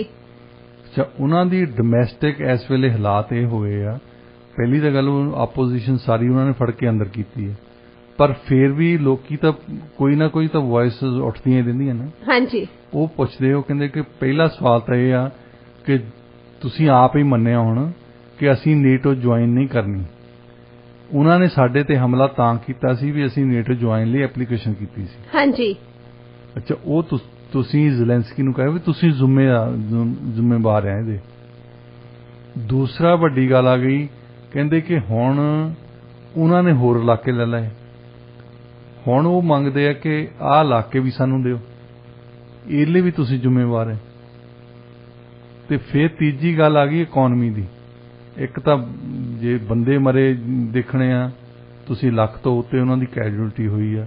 7 ਮਿਲੀਅਨ 70 ਲੱਖ ਲੋਕ, ਕਿੰਨੇ 70 ਲੱਖ ਤੋਂ ਵੱਧ ਲੋਕੀ ਸ਼ਰਨਾਰਥੀ ਬਣੇ ਬੈਠੇ, ਤੇ ਇਹ ਲਈ ਕੌਣ ਜ਼ਿੰਮੇਵਾਰ ਹੈ? ਫਿਰ ਪਿੱਛੇ ਜਾਏ ਹੁਣ ਇਹਨਾਂ ਦੀ ਇਕਨੋਮੀ ਇੰਨੀ ਮਾੜੀ ਹੋ ਚੁੱਕੀ ਆ ਯੂਕਰੇਨ ਦੀ, ਹਾਲਾਂਕਿ ਦੇਖ ਲਓ ਬਿਲੀਅਨਸ ਆਫ ਡਾਲਰਸ ਬਾਹਰੋਂ ਗਿਆ ਇਹਨਾਂ ਨੂੰ। ਹਾਂਜੀ। ਤੇ ਜਦੋਂ ਸਰਕਾਰਾਂ ਕਰਜ਼ਾ ਲੈਂਦੀਆਂ ਨਾ, ਇਹ ਵੀ ਬੈਂਕਾਂ ਤੋਂ ਹੀ ਲੈਂਦੀਆਂ, ਬੈਂਕਾਂ ਵਾਲੇ ਇਹਨਾਂ ਨੂੰ ਲੋ ਇੰਟਰਸਟ ਦਿੰਦੇ ਆ, ਕਿਉਂਕਿ ਇਹਨਾਂ ਦੀ ਰੇਟਿੰਗ ਚੰਗੀ ਹੁੰਦੀ ਹੈ ਕਿ ਇੱਕ ਬੈਂਕਾਂ ਵਾਲਿਆਂ ਨੂੰ ਇੰਨੀ ਗਰੰਟੀ ਹੁੰਦੀ ਹੈ ਕਿ ਇੱਕ ਸਰਕਾਰ ਨੇ ਤਾਂ ਪੈਸਾ ਦੇ ਹੀ ਦੇਣਾ, ਬਿਜ਼ਨਸ ਵਾਲਿਆਂ ਦਾ ਪਤਾ ਨਹੀਂ ਹੁੰਦਾ, ਇਹ ਤਾਂ ਰਿਸਕ ਹੈ ਉਹਨਾਂ ਦਾ। ਦੇ ਤਾਂ ਦਿੰਦੇ, ਉਹਨਾਂ ਨੂੰ ਪੈਸੇ ਮਿਲਦੇ ਆ ਜ਼ਿਆਦਾ, ਪਰ ਇਹ ਰਿਸਕ ਹੈ ਕਿ ਕਿਸੇ ਬਿਜ਼ਨਸ ਨੇ ਮੋੜਨੇ ਜਾਂ ਨਹੀਂ ਮੋੜਨੇ। ਪਰ ਸਰਕਾਰਾਂ ਨੇ ਤਾਂ ਮੋੜਨੇ ਹੁੰਦੇ ਆ, ਇਸ ਕਰਕੇ ਉਹਨਾਂ ਨੂੰ ਇੰਟਰਸਟ ਰੇਟ ਘੱਟ ਮਿਲਦਾ। ਤੇ ਉਹ ਫਿਰ ਸਰਕਾਰਾਂ ਕੀ ਕਰਦੀਆਂ ਕਿ ਉਹ ਪੈਸੇ ਇਕੱਠੇ ਕਰਨ ਨੂੰ, ਇੱਕ ਤਾਂ ਆਬਵੀਅਸਲੀ ਜਿਹੜਾ ਟੈਕਸ ਲਾਉਂਦੇ ਆ ਲੋਕਾਂ ਤੇ, ਪਰ ਲੋਕਾਂ ਤੋਂ ਇਲਾਵਾ ਫਿਰ ਉਹ ਟ੍ਰੈਜਰੀ ਬੌਂਡਸ ਜਿਹਨਾਂ ਨੂੰ ਕਿਹਾ ਜਾਂਦਾ, ਉਹ ਦਿੰਦੇ ਆ, ਵੇਚਦੇ ਆ। ਹਰ ਇੱਕ ਸਰਕਾਰ ਬਹੁਤ ਘੱਟ ਇੰਟਰਸਟ ਰੇਟ ਤੇ ਟ੍ਰੈਜਰੀ ਬੌਂਡਸ ਵੇਚਦੀਆਂ। ਲੋਕੀ ਇਸ ਕਰਕੇ ਖਰੀਦਦੇ ਆ ਕਿ ਗਰੰਟੀ ਆ, ਕੋਈ ਹੋਰ ਚੀਜ਼ਾਂ ਦੀ ਗਰੰਟੀ ਨਹੀਂ ਹੈ। ਟ੍ਰੈਜਰੀ ਬੌਂਡ ਜਿਹੜਾ ਆ ਉਹ ਤੁਹਾਨੂੰ ਗਰੰਟੀ ਹੈ ਕਿ ਇਹ ਸਰਕਾਰ ਨੇ ਵਾਪਸ ਲੈ ਹੀ ਲੈਣਾ। ਹੁਣ ਟ੍ਰੈਜਰੀ ਬੌਂਡ ਜਿਹੜਾ USA ਦਾ ਆ ਇਸ ਵੇਲੇ, ਜਿਹੜਾ ਇਹਨਾਂ ਨੇ ਕੱਢਿਆ ਪਿਛਲੇ ਮਹੀਨੇ ਉਹਦੇ ਤੇ 1 ਸਾਲ ਦੀ 1.9%, 2% ਵੀ ਪੂਰਾ ਨਹੀਂ ਦਿੰਦੇ ਇਹ 10 ਸਾਲਾਂ ਵਾਲਾ ਹੈ, ਪਰ ਫਿਰ ਵੀ ਵਿਕਦਾ ਹੈ। ਲੋਕਾਂ ਨੂੰ ਇਹ ਗਰੰਟੀ ਆ, ਇਨਵੈਸਟਰਸ ਨੂੰ, ਕਿ ਇਹਦੇ ਵਿੱਚ ਸਾਨੂੰ ਪੈਸਾ ਮੁੜ ਆਉਣਾ। ਹਾਂਜੀ। ਹੁਣ ਯੂਕਰੇਨ ਵਾਲਿਆਂ ਨੇ ਜਿਹੜਾ 10 ਸਾਲ ਦਾ ਕੱਢਿਆ, ਉਹ 'ਚ ਪਤਾ ਕਿੰਨੇ ਪੈਸੇ ਦੇਣੇ? 20%। ਕਈ ਪ੍ਰਾਈਵੇਟ ਬੈਂਕ ਵੀ ਨਹੀਂ ਦਿੰਦੇ ਇੰਨੇ 20% ਦੇਣ ਨੂੰ। ਜਿਹੜੀ ਏਜੰਸੀ ਉਹਨਾਂ ਦੇ ਟ੍ਰੈਜਰੀ ਬੌਂਡਸ ਖਰੀਦਦੀ ਹੁੰਦੀ ਸੀ, ਉਹਨਾਂ ਨੇ 20% ਤੇ ਵੀ ਨਾ ਕਰ ਦਿੱਤੀ, ਕਿਉਂਕਿ ਉਹਨਾਂ ਨੂੰ ਲੱਗਦਾ ਨਹੀਂ ਵੀ ਇਹਨਾਂ ਦੇ ਕੋਲ ਪੈਸੇ ਹੋਣੇ ਆ ਜਿਹੜੇ ਦੇਣ ਜੋਗੇ ਹੋਣ, ਵਾਪਸ ਨਹੀਂ ਕਰ ਸਕਦੇ। ਤੇ ਉਹਨਾਂ ਦੇ ਜਿਹੜੇ ਟ੍ਰੈਜਰੀ ਬੌਂਡਸ ਉਹਨਾਂ ਨੇ ਕੱਢੇ ਆ, ਸਿਰਫ ਤੇ ਸਿਰਫ ਯੂਕਰੇਨੀਅਨ ਜਿਹੜੇ ਜਿੱਦਾਂ ਕੈਨੇਡਾ 'ਚ ਬੈਠੇ ਆ, US 'ਚ ਬੈਠੇ ਆ, ਵੈਸਟਰਨ ਯੂਰਪ ਦੇ ਵਿੱਚ ਬੈਠੇ ਆ, ਉਹਨਾਂ ਨੇ ਖਰੀਦੇ ਆ। ਤੇ ਕੁੱਲ ਮਿਲਾ ਕੇ 278 ਮਿਲੀਅਨ ਦੇ ਵਿਕੇ ਉਹਨਾਂ ਦੇ, ਜਿਹੜਾ ਕਿ ਕੁਛ ਵੀ ਨਹੀਂ, 278 ਮਿਲੀਅਨ ਕੁਛ ਨਹੀਂ ਹੈ। ਤੇ ਉਹ ਇਸ ਕਰਕੇ ਬੈਂਕਰਪਟ ਹੋਏ, ਸਭ ਕੁਝ ਹੋ ਚੁੱਕਾ ਉਹਨਾਂ ਦਾ। ਜਿਹੜੇ ਆ ਕੇ G7 ਦੇ ਕੋਲ ਬੈਠੇ ਆ, G7 ਵਾਲੇ ਵੀ ਕੁਛ ਨਹੀਂ ਕਹਿੰਦੇ। ਇਹ ਜਿਹੜੀ ਗਰੰਟੀ ਕਰਦੇ ਆ ਯੂਕਰੇਨ ਨੂੰ, ਉਹ ਦਿੰਦੇ ਆ ਵੈਪਨ ਦੀ, ਹਥਿਆਰਾਂ ਦੀ ਗਰੰਟੀ ਕੀ ਕਰਨੀ ਹੈ? ਇਹ ਆਪਣੀਆਂ ਕੰਪਨੀਆਂ ਨੂੰ ਖੁਸ਼ ਕਰਦੇ ਆ। USA ਦੀਆਂ ਕੰਪਨੀਆਂ ਖੁਸ਼ ਹੈ, ਕੈਨੇਡਾ ਦੀਆਂ ਕੰਪਨੀਆਂ ਖੁਸ਼ ਹੈ, ਇੰਗਲੈਂਡ ਦੀਆਂ ਕੰਪਨੀਆਂ ਖੁਸ਼ ਹੈ ਕਿ ਸਾਡੇ ਵੈਪਨ ਸਾਡੇ ਤੋਂ ਖਰੀਦ ਕੇ ਟੈਕਸ ਪੇਅਰ ਦਾ ਪੈਸਾ ਆ ਜਿਹੜਾ ਕਿ ਸਾਡੀਆਂ ਸਰਕਾਰਾਂ ਉਹਨਾਂ ਤੋਂ ਹਥਿਆਰ ਖਰੀਦ ਕੇ ਯੂਕਰੇਨ ਨੂੰ ਦੇ ਰਹੀਆਂ। ਹਾਂਜੀ, ਉਹ ਕੰਮ ਉਹਨਾਂ ਦੇ ਹਥਿਆਰ ਆਉਂਦੇ ਜਾਂ ਨਹੀਂ ਆਉਂਦੇ ਉਹ ਦੂਜੀ ਸਵਾਲ ਹੈ। ਵੈਸੇ ਡਾਕਟਰ ਸਾਹਿਬ ਨਿਊਜ਼ ਦੇ ਵਿੱਚ ਪਹਿਲਾਂ ਆਇਆ ਤਾਂ ਸੀ ਇੱਕ ਤਾਂ ਹਥਿਆਰਾਂ ਦੀ ਸ਼ਿਪਮੈਂਟ ਮਿਸਟਰੀ ਉਹ ਬਣ ਗਈ ਸੀ, ਪਤਾ ਹੀ ਨਹੀਂ ਲੱਗਿਆ ਵੀ ਉਹ ਕਿੱਥੇ ਚਲੇ ਗਏ ਆ। ਬਾਅਦ ਚ ਪਤਾ ਲੱਗਾ ਉਹ ਰਸ਼ੀਆ ਦੀ ਐਕਚੁਅਲੀ ਡਿਸਟਰੋਏ ਕਰ ਦਿੱਤੇ ਸੀ। ਹਾਂਜੀ, ਤੇ ਫਿਰ ਵਿੱਚ ਇਹ ਵੀ ਆਇਆ ਸੀਗਾ, ਇੱਕ ਰਿਪੋਰਟ ਦੇ ਵਿੱਚ ਇਹ ਵੀ ਆਇਆ ਸੀ ਕਿ ਜਿਹੜੀ ਉੱਥੋਂ ਦੀ ਯੂਕਰੇਨ ਦੀ ਜਿਹੜੀ ਮਿਲਟਰੀ ਹੈਗੀ ਆ ਵੀ ਕਿਵੇਂ ਉੱਥੇ ਲੁੱਟ ਖੋਹ ਮੱਚੀ ਹੋਈ ਆ, ਉਹਨਾਂ ਦਾ ਜਿਹੜਾ ਸਾਰਾ ਧਿਆਨ ਹੈਗਾ ਹਥਿਆਰਾਂ ਦੀ ਲੁੱਟ ਖਸੁੱਟ ਤੇ ਲੱਗਾ ਹੋਇਆ। ਉਹਨਾਂ ਦੇ ਕਮਾਂਡਰ ਵੇਚੀ ਜਾਂਦੇ ਆ। ਹਾਂਜੀ ਹਾਂਜੀ, ਪਤਾ ਇਹਨਾਂ ਨੂੰ ਵੀ ਹੈ। ਜਿਹੜੇ ਖੁਸ਼ ਕਰ ਰਹੇ ਆ ਜੋ ਬਾਈਡਨ, ਉਹ ਆਪਣੀਆਂ ਕੰਪਨੀਆਂ ਨੂੰ ਖੁਸ਼ ਕਰ ਰਹੇ। ਹਾਂਜੀ, ਐਕਚੁਅਲ ਪੈਸਾ ਨਹੀਂ ਦੇ ਰਹੇ। ਜਿਹੜਾ 40 ਬਿਲੀਅਨ ਡਾਲਰ ਦਿੱਤਾ ਇਹਨਾਂ ਨੇ, ਉਹ ਇਹ ਨਹੀਂ ਹੈ ਕਿ ਉਹਨਾਂ ਨੇ ਜਾ ਕੇ ਕੈਸ਼ ਪੈਸੇ ਦੇ ਦਿੱਤੇ ਉਹਨਾਂ ਨੂੰ। ਇਹਨਾਂ ਨੇ ਵੈਪਨ ਭੇਜੇ ਇੱਥੋਂ ਜਿਹੜੇ ਕਿ ਆਪਣੀਆਂ ਕੰਪਨੀਆਂ ਨੂੰ ਖੁਸ਼ ਕਰਨ ਲਈ ਟੈਕਸ ਪੇਅਰ ਦੇ ਪੈਸੇ ਆ, ਤੇ ਉਹ ਵੈਪਨ ਲੈ ਕੇ ਉਹਨਾਂ ਨੂੰ ਯੂਕਰੇਨ ਨੂੰ ਚੱਲ ਗਏ। ਯੂਕਰੇਨ ਵਾਲਿਆਂ ਦੇ ਉਹ ਯੂਜ਼ ਕੀਤੇ ਜਾਂ ਨਹੀਂ ਕੀਤੇ, ਉਹਨਾਂ ਨੇ ਅੱਗੇ ਵੇਚਦੇ ਆ। ਇਹ ਅਜੇ ਮਿਸਟਰੀ ਹੈ। ਇਹਨਾਂ ਦੀ ਟਾਸਕ ਫੋਰਸ ਅਜੇ ਬਣਨ ਵਾਲੀ ਰਹਿੰਦੀ ਆ। ਹਾਂਜੀ ਡਾਕਟਰ ਸਾਹਿਬ, ਬਿਲਕੁਲ ਤੁਸੀਂ ਸਹੀ ਕਿਹਾ। ਚਲੋ ਹੁਣ ਉਹਨਾਂ ਨੇ ਟਰੂਡੋ ਸਾਹਿਬ ਤੋਂ ਆਈਡੀਆ ਲੈ ਲਿਆ, ਹੁਣ ਕੀ ਪਤਾ ਅਨਾਉਂਸਮੈਂਟ ਕਰ ਦੇਣ ਇੱਕ ਅੱਧੇ ਦਿਨ 'ਚ। ਡਾਕਟਰ ਸਾਹਿਬ ਰੁਕ ਕਰਦੇ ਹਾਂ ਅਗਲੀ ਖਬਰ ਵੱਲ। ਨਾਰਵੇ ਦੀ ਰਾਜਧਾਨੀ 'ਚ ਇੱਕ ਸ਼ੂਟਿੰਗ ਦੀ ਘਟਨਾ ਹੋਈ ਆ ਤੇ ਇਸ ਨੂੰ ਇਸਲਾਮਿਸਟ ਟੈਰਰਿਜ਼ਮ ਦੇ ਤੌਰ ਤੇ ਦੇਖਿਆ ਜਾ ਰਿਹਾ। ਇਸ ਪੂਰੀ ਘਟਨਾਕ੍ਰਮ ਬਾਰੇ ਦੱਸੋ ਕਿ ਘਟਨਾ 'ਚ ਕੀ ਵਾਪਰਿਆ, ਕੌਣ ਇਨਵੋਲਵ ਸੀ? ਦੇਖੋ, ਜਿਹੜੇ ਬੰਦੇ ਨੇ ਮਾਰਿਆ, ਜੇ ਤੁਸੀਂ ਉਹਨੂੰ ਟੈਰਰਿਸਟ ਕਹਿੰਦੇ ਆ ਤਾਂ ਠੀਕ ਗੱਲ ਹੈ। ਟੈਰਰਿਸਟ ਹੀ ਬੰਦਾ ਹੁੰਦਾ, ਅੱਤਵਾਦੀ ਹੋਊਗਾ ਜਿਹੜਾ ਮਾਰਦਾ ਹੈ। ਹਾਂਜੀ, ਪਰ ਉਹਨੂੰ ਇਸਲਾਮਿਸਟ ਨਾਲ ਕਹਿਣਾ ਸਾਰੇ ਮੀਡੀਆ ਵੱਲੋਂ, ਇਹ ਤੇ ਸਵਾਲ ਅਸੀਂ ਕਰਦੇ ਹਾਂ ਜੀ ਕਿ ਇਸਲਾਮ ਦੇ ਵਿੱਚ ਤਾਂ ਕਿਤੇ ਨਹੀਂ ਲਿਖਿਆ ਵੀ ਤੁਸੀਂ ਜਾ ਕੇ ਬੰਦਿਆਂ ਨੂੰ ਮਾਰ ਦੇ। ਹਾਂਜੀ, ਹੁਣ ਇਸੇ ਹੀ ਨਾਰਵੇ ਦੇ ਵਿੱਚ 2011 ਦੇ ਵਿੱਚ ਨਾਰਵੇ ਦਾ ਬੰਦਾ, ਕ੍ਰਿਸਚੀਅਨ ਬੰਦਾ, ਉਹਨੇ 77 ਬੰਦੇ ਮਾਰੇ ਸੀ। ਸ਼ੂਟਿੰਗ ਸਪਰੀ ਕਰਕੇ ਆਇਆ ਸੀ ਕਿਸੇ ਪਿਕਨਿਕ ਏਰੀਏ ਦੇ ਵਿੱਚ। 77 ਬੰਦੇ, ਇਹਨੇ ਇੱਕ ਮਾਰਿਆ, ਉਹਨੇ 77 ਮਾਰੇ। ਉਦੋਂ ਤੁਸੀਂ ਲਿਖਿਆ ਨਹੀਂ ਵੀ ਕ੍ਰਿਸਚੀਅਨ ਟੈਰਰਿਸਟ ਨੇ 77 ਬੰਦੇ ਮਾਰੇ। ਉਦੋਂ ਲਿਖਦੇ ਸੀ ਕਿ ਟੈਰਰਿਸਟ ਬੰਦੇ ਨੇ। ਅਜੇ ਵੀ ਉਹਨੂੰ ਐਕਸਟ੍ਰੀਮਿਸਟ ਕਹਿੰਦੇ ਆ।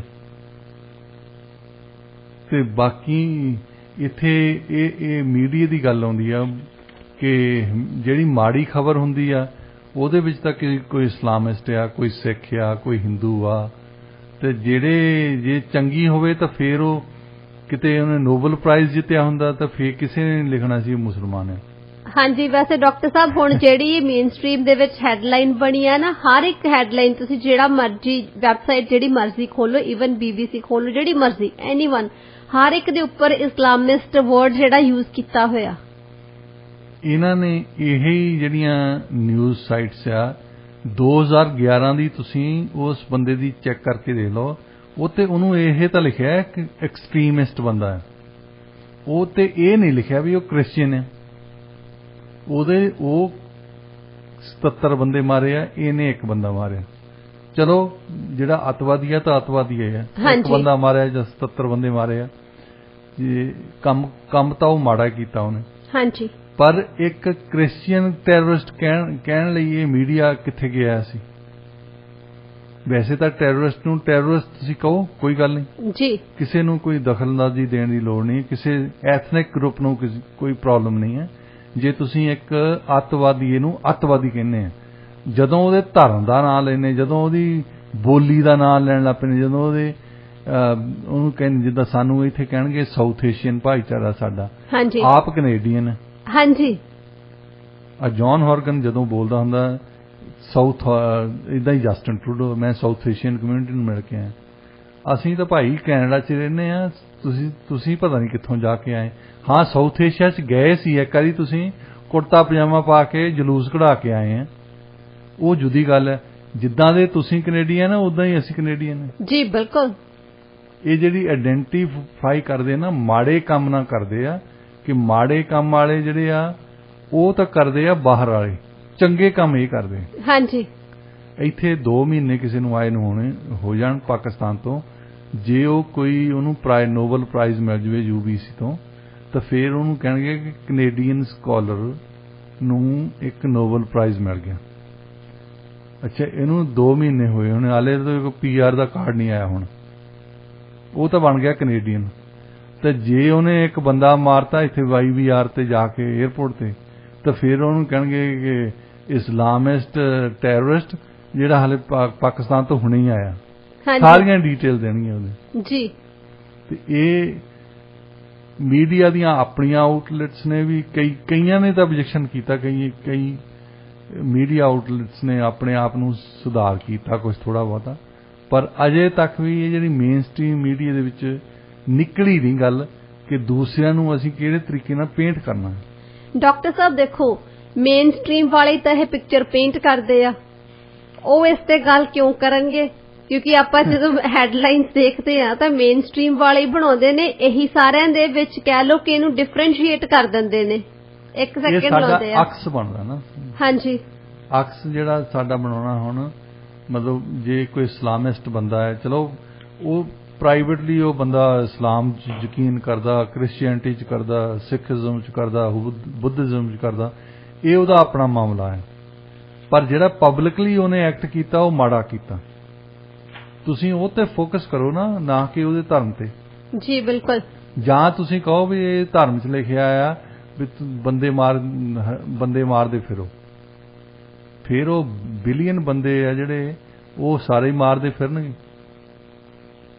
ਕਿਸੇ ਨੇ ਇਹ ਤਾਂ ਗੱਲ ਕਿਸੇ ਵੀ ਧਰਮ ਨੇ ਲਿਖੀ ਜੀ। ਸੋ ਮੀਡੀਆ ਨੂੰ ਥੋੜੀ ਜਿਹੀ ਜੇ ਖੜੇ ਹੋਣਗੇ ਬੰਦੇ, ਸਾਡੇ ਬੰਦਿਆਂ ਤੋਂ ਜਿਨ੍ਹਾਂ ਤੋਂ ਵੀ ਪਲੇਟਫਾਰਮ ਆ, ਉਹਨਾਂ ਨੂੰ ਇਸ ਗੱਲ ਦੀ ਨਿਖੇਧੀ ਖਾਸ ਤੌਰ ਤੇ ਜੇ ਅਸੀਂ ਕਰਦੇ ਹਾਂ ਤਾਂ ਸਾਡੇ ਇਲੈਕਟਡ ਅਫੀਸ਼ੀਅਲਸ ਵੀ ਬੋਲਣ ਕਿਤੇ। ਪਰ ਡਾਕਟਰ ਸਾਹਿਬ ਤੁਸੀਂ ਨੋਟਿਸ ਕੀਤਾ ਹੁਣ ਆਪਣੇ ਇਲੈਕਟਡ ਅਫੀਸ਼ੀਅਲ ਨੇ ਇਸ ਸਬੰਧ ਦੇ ਵਿੱਚ ਤਾਂ ਕਦੇ ਕੋਈ ਗੱਲ ਨਹੀਂ ਕੀਤੀ, ਉਹ ਤਾਂ ਕਿਸੇ ਵੀ ਮੁੱਦੇ ਤੇ ਕੋਈ ਗੱਲ ਨਹੀਂ ਕਰਦੇ, ਚੁੱਪ ਕਰਕੇ ਬੈਠੇ ਰਹਿੰਦੇ ਆ। ਇਹ ਉਹਨਾਂ ਦੇ ਵਿੱਚੋਂ ਆ ਨਾ ਜਿਹਨੇ ਸੋਚਦੇ ਵੀ ਚਲੋ ਸਾਡਾ ਤਾਂ ਸੂਤ ਲੱਗਾ, ਅਸੀਂ ਕਾਹਨੂੰ ਬੋਲਣਾ। ਪਰ ਇਹ ਗਲਤ ਗੱਲ ਆ, ਲੋਕਾਂ ਨੇ ਆਪਣੀ ਆਵਾਜ਼ ਬਣਾ ਕੇ ਉਹਨਾਂ ਨੂੰ ਭੇਜਿਆ ਹੁੰਦਾ ਤੇ ਉੱਥੇ ਜਾ ਕੇ ਉਹਨਾਂ ਦੀ ਆਵਾਜ਼ ਬਿਲਕੁਲ ਬੰਦ ਹੀ ਹੋ ਜਾਂਦੀ ਆ ਜਦੋਂ ਲੋਕਾਂ ਦੀ ਗੱਲ ਉਹਨਾਂ ਨੇ ਕਰਨੀ ਹੁੰਦੀ ਹੈ। ਤਾਂ ਡਾਕਟਰ ਸਾਹਿਬ ਗੱਲ ਕਰਦੇ ਆ ਹੁਣ ਆਪਾਂ ਵਿਸ਼ਵਾਸ ਦੀ। ਲੋਕਾਂ ਦੇ ਵਿੱਚ ਨਾ ਜਿਹੜਾ ਵਿਸ਼ਵਾਸ ਹੈਗਾ ਇਹ ਘਟਦਾ ਜਾ ਰਿਹਾ, ਪਰ ਇਹੋ ਜਿਹੇ ਵੀ ਲੋਕ ਹੈਗੇ ਆ ਜਿਹੜੇ ਕਿਸੇ ਨੂੰ ਟਰਸਟ ਕਰਦੇ ਆ। ਹੁਣ ਇਹ ਡਿਪੈਂਡ ਕਰਦਾ ਹਰੇਕ ਦੇ ਐਕਸਪੀਰੀਅੰਸ ਦੇ ਉੱਪਰ। ਜਿਹੜੇ ਬੰਦੇ ਦਾ ਤਾਂ ਕਹਿ ਲਓ ਕਿ ਐਕਸਪੀਰੀਅੰਸ ਗੁੱਡ ਆ ਲੋਕਾਂ ਦੇ ਨਾਲ, ਉਹ ਤਾਂ ਵਿਸ਼ਵਾਸ ਕਰਦਾ, ਉਹਨੂੰ ਲੱਗਦਾ ਕਿ ਸਾਰੇ ਲੋਕ ਇਮਾਨਦਾਰ ਨੇ, ਜਿਵੇਂ ਮੈਂ ਇਮਾਨਦਾਰ ਆ, ਮੈਂ ਕਿਸੇ ਤੇ ਭਰੋਸਾ ਕੀਤਾ ਜਾਂ ਲੋਕ ਵੀ ਮੇਰੇ ਤੇ ਕਰ ਸਕਦੇ ਆ। ਪਰ ਹੁਣ ਜਿਹੜੇ ਲੋਕਾਂ ਦਾ ਵਿਸ਼ਵਾਸ ਟੁੱਟਿਆ ਹੁੰਦਾ, ਉਹਨਾਂ ਨੂੰ ਲੱਗਦਾ ਕਿ ਸਾਰੀ ਦੁਨੀਆ ਜਿਹੜੀ ਹੈਗੀ ਠੱਗ ਆ, ਇੱਥੇ ਕਿਸੇ ਨੂੰ ਯਕੀਨ ਨਹੀਂ ਕਰਨਾ ਚਾਹੀਦਾ ਹੈਗਾ। ਇੱਕ ਇਸ ਸਬੰਧ ਦੇ ਵਿੱਚ ਨਵੀਂ ਸਟੱਡੀ ਆਈ ਆ, ਉਹਦੇ ਬਾਰੇ ਸਾਨੂੰ ਦੱਸੋ। ਦੇਖੋ, ਜਿਹੜੀ ਸਟੱਡੀ ਦੀ ਗੱਲ ਕਰਦੇ ਆ ਅਸੀਂ ਟਰਸਟ ਦੀ, ਇੱਕ ਪੰਜਾਬੀ ਦੀ ਕਹਾਵਤ ਹੈ ਕਿ ਸੌਣ ਦੇ ਅੰਨੇ ਨੂੰ ਸਾਰਾ ਹਰਾ ਦੀਦਾ। ਹਾਂਜੀ। ਹੁਣ ਲੋਕਾਂ ਦਾ ਵਿਸ਼ਵਾਸ ਜਿਹੜਾ ਘਟੀ ਜਾਂਦਾ ਹੈ, ਟਰਸਟ ਘਟੀ ਜਾਂਦਾ ਇੱਕ ਦੂਸਰੇ ਤੋਂ, ਇਹ ਮੇਜਰ ਮੁੱਦਾ ਸੀ ਇਸ ਸਟੱਡੀ ਦਾ। ਕਿਉਂ ਘਟੀ ਜਾਂਦਾ ਹੈ? ਉਹ ਕਹਿੰਦੇ ਕਿ ਅਸੀਂ ਜਿਹੜੇ ਤਾਂ ਬੰਦੇ ਸੋਚਦੇ ਆ ਕਿ ਸਾਰੇ ਹੀ ਬੰਦੇ ਓਨੈਸਟ ਜਾਂ ਰਿਲਾਇਬਲ ਆ, ਇਮਾਨਦਾਰ ਆ ਤੇ ਉਹਨਾਂ ਤੇ ਕਿਰਤ ਘਣ ਨਹੀਂ ਆ, ਤੇ ਉਹਨਾਂ ਬੰਦਿਆਂ ਨੂੰ ਤਾਂ ਹੁੰਦਾ ਟਰਸਟ, ਆਪਣੇ ਵੱਲੋਂ ਤਾਂ ਟਰਸਟ ਹੀ ਕਰਦੇ ਆ। ਜਿੱਦਾਂ ਹੁਣ ਰੇਡੀਓ ਉੱਠ ਕੇ ਇੱਥੇ ਕਹਿਣ ਲੱਗ ਪਏ ਫਲੱਡ ਵਿਕਟਮ ਜਾਂ ਇਹਨਾਂ ਲਈ ਪੈਸੇ ਇਕੱਠੇ ਕਰਨੇ, ਮੋਸਟਲੀ ਲੋਕੀ ਟਰਸਟ ਕਰਕੇ ਹੀ ਕਰਦੇ ਆ ਕਿ ਇਹ ਮਾੜੀ ਗੱਲ ਹੋਈ ਆ ਤੇ ਇਹ ਲੋਕਾਂ ਨੂੰ ਦੇ ਕੋਲ ਪੈਸੇ ਜਾਣੇ ਚਾਹੀਦੇ ਆ। ਪਰ ਉਹ ਰੇਡੀਓ ਵਾਲੇ ਫਿਰ ਆਪਣੀ ਜੇਬ 'ਚ ਪਾ ਲੈਣ ਉਹੀ ਪੈਸੇ, ਉਹ ਤਾਂ ਵਿਸ਼ਵਾਸਘਾਤ ਹੋ ਗਿਆ ਡਾਕਟਰ ਸਾਹਿਬ। ਵਿਸ਼ਵਾਸਘਾਤ ਹੋ ਗਿਆ ਨਾ। ਇਦਾਂ ਦੀਆਂ ਘਟਨਾਵਾਂ ਹੁੰਦੀਆਂ ਹੀ ਰਹਿੰਦੀਆਂ, ਇਸ ਕਰਕੇ ਵਿਸ਼ਵਾਸ ਲੋਕਾਂ ਦਾ ਘਟੀ ਜਾਂਦਾ। ਤਾਂ ਉਹ ਕਹਿੰਦੇ ਕਿ ਇੱਕ ਐਕਸਰਸਾਈਜ਼ ਕਰਾਉਂਦੇ ਹੁੰਦੇ ਆ ਜੇ ਟੀਮ ਵਰਕ ਦੀ, ਜੇ ਤੁਸੀਂ ਕਾਰਪੋਰੇਸ਼ਨਾਂ ਦੇ ਨਾਲ ਕਈ ਵਾਰੀ ਉਹ ਜਾਂਦੇ ਨੇ ਹੌਲੀਡੇ ਕਰਨ ਜਾਂਦੇ ਇਕੱਠੇ ਹੀ, ਇੱਕ ਦੂਸਰੇ ਤੇ ਟਰਸਟ ਕਰਨ ਦੀ ਐਕਸਰਸਾਈਜ਼ ਹੁੰਦੀ ਹੈ ਕਿ ਕਿਸੇ ਬੰਦੇ ਦੇ ਅੱਖਾਂ ਨੂੰ ਪੱਟੀ ਬੰਨ੍ਹ ਦੇਣੀ ਤਾਂ ਉਹਨੂੰ ਕਹਿਣਾ ਤੂੰ ਪਿੱਛੇ ਨੂੰ ਡਿੱਗ। ਹਾਂਜੀ। ਤੇ ਉਹਦੀ ਪਿੱਛੇ ਨੂੰ ਉਹਦੇ ਪਿੱਛੇ ਬੰਦੇ 2 ਖੜੇ ਹੁੰਦੇ ਆ ਜਿਹੜੇ ਫੜਨ ਉਹਨੂੰ, ਤਾਂ ਉਹ ਜੇ ਉਹਦੇ ਮਨ ਦੇ ਵਿੱਚ ਟਰਸਟ ਹੋਊਗਾ ਕਿ ਇਹਨਾਂ ਨੇ ਮੈਨੂੰ ਫੜ ਲੈਣਾ, ਤੇ ਉਹ ਇਹ ਐਕਸਰਸਾਈਜ਼ ਇਸ ਕਰਕੇ ਕਰਾਉਂਦੇ ਕਿ ਤੂੰ ਇਸ ਗੱਲ ਦਾ ਫਿਕਰ ਨਾ ਕਰ, ਜੇ ਜੋ ਵੀ ਤੂੰ ਕਰੂੰਗਾ ਤੇਰੀ ਟੀਮ ਵਾਲੇ ਨਾਲ ਖੜੇ। ਟਰਸਟ ਬਿਲਡ ਕਰਨਾ ਚਾਹੁੰਦੇ, ਟਰਸਟ ਬਿਲਡ ਕਰਨ ਦੀ ਇਹ ਐਕਸਰਸਾਈਜ਼ ਕਰਾਉਂਦੇ ਹੁੰਦੇ ਆ ਕਾਰਪੋਰੇਸ਼ਨ ਵਾਲੇ। ਆਪਣੇ ਵੀ ਤੁਸੀਂ ਛੋਟਾ ਬੱਚਾ ਚੱਕ ਕੇ ਮਾਰਦੇ ਨੇ ਤਾਂ ਉਹਨੂੰ ਕਈ ਵਾਰੀ ਉਹ ਗਿਗਲੀ ਹੱਸਦਾ ਆ, ਯਾ ਉਹਨੂੰ ਪੱਕਾ ਪਤਾ ਹੁੰਦਾ ਵੀ ਇਹਨੇ ਮੇਰੇ ਫਾਦਰ ਨੇ, ਮੇਰੀ ਮਦਰ ਨੇ, ਮੇਰੇ ਚਾਚੇ ਨੇ, ਮੇਰੇ ਤਾਏ ਨੇ ਮੈਨੂੰ ਫੜ ਲੈਣਾ। ਹਾਂਜੀ। ਤਾਂ ਜੇ ਉਹਨੂੰ ਇਹ ਪਤਾ ਹੋਵੇ ਮੈਂ ਧਰਮ ਦੇ ਨਹੀਂ ਥੱਲੇ ਡਿੱਗਣਾ ਤਾਂ ਫਿਰ ਉਹਨੂੰ ਹਾਸਾ ਕਦੇ ਨਾ ਆਵੇ। ਜੀ ਬਿਲਕੁਲ। ਇਹ ਟਰਸਟ ਜਿਹੜਾ ਤਾਂ ਹੀ ਆ ਕਿ ਲੋਕਾਂ ਦਾ ਐਕਸਪੀਰੀਅੰਸ ਜਿਹੜਾ, ਉਹਨਾਂ ਦਾ ਤਜਰਬਾ ਜਿਹੜਾ, ਖਾਸ ਤੌਰ ਤੇ ਸਾਡੀ ਸੁਸਾਇਟੀ ਦੇ ਵਿੱਚ ਐਦਾਂ ਦੇ ਲੋਕ ਆਈ ਜਾਂਦੇ ਜਿਨ੍ਹਾਂ ਤੇ ਤੁਸੀਂ ਇੱਕ ਸਾਡੇ ਐਗਜ਼ਾਮਪਲ ਦਿੰਦੇ ਹੁੰਦੇ ਸੀ, ਬਿਜ਼ਨਸ ਵਾਲਾ ਕੋਰਸ ਸੀ ਉਹ ਕਹਿੰਦੇ ਕਿ ਇਦਾਂ ਦਾ ਟਰਸਟ ਨਾ ਬਿਲਡ ਕਰ ਦਿਓ ਕਿ ਜੇ ਤੁਸੀਂ ਕਿਸੇ ਨੂੰ ਟਾਈਮ ਵੀ ਦੱਸੋ ਤਾਂ ਅਗਲਾ ਫੇਰ ਵੀ ਸੋਚੇ ਕਿ ਟਾਈਮ ਵੀ ਇਹਨੇ ਗਲਤ ਹੀ ਦੱਸਿਆ ਹੋਣਾ। ਕਈ ਵਾਰੀ ਬੰਦਿਆਂ ਦਾ ਟਰਸਟ ਇਸ ਹੱਦ ਤਾਈਂ ਚੱਲ ਜਾਂਦਾ, ਬੰਦਾ ਪਹਿਲੇ 2 ਸਵਾਲ ਹੁੰਦੇ, ਉਹਦੇ ਵਿੱਚ 2 ਸਵਾਲ ਹੁੰਦੇ ਸੀ।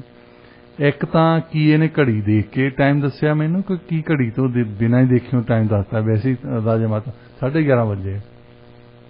ਦੂਸਰਾ, ਕੀ ਸੱਚੀ 11:30 ਵਜੇ ਕਿ ਇਹਨੇ ਮੈਨੂੰ ਗਲਤ ਦੱਸਿਆ।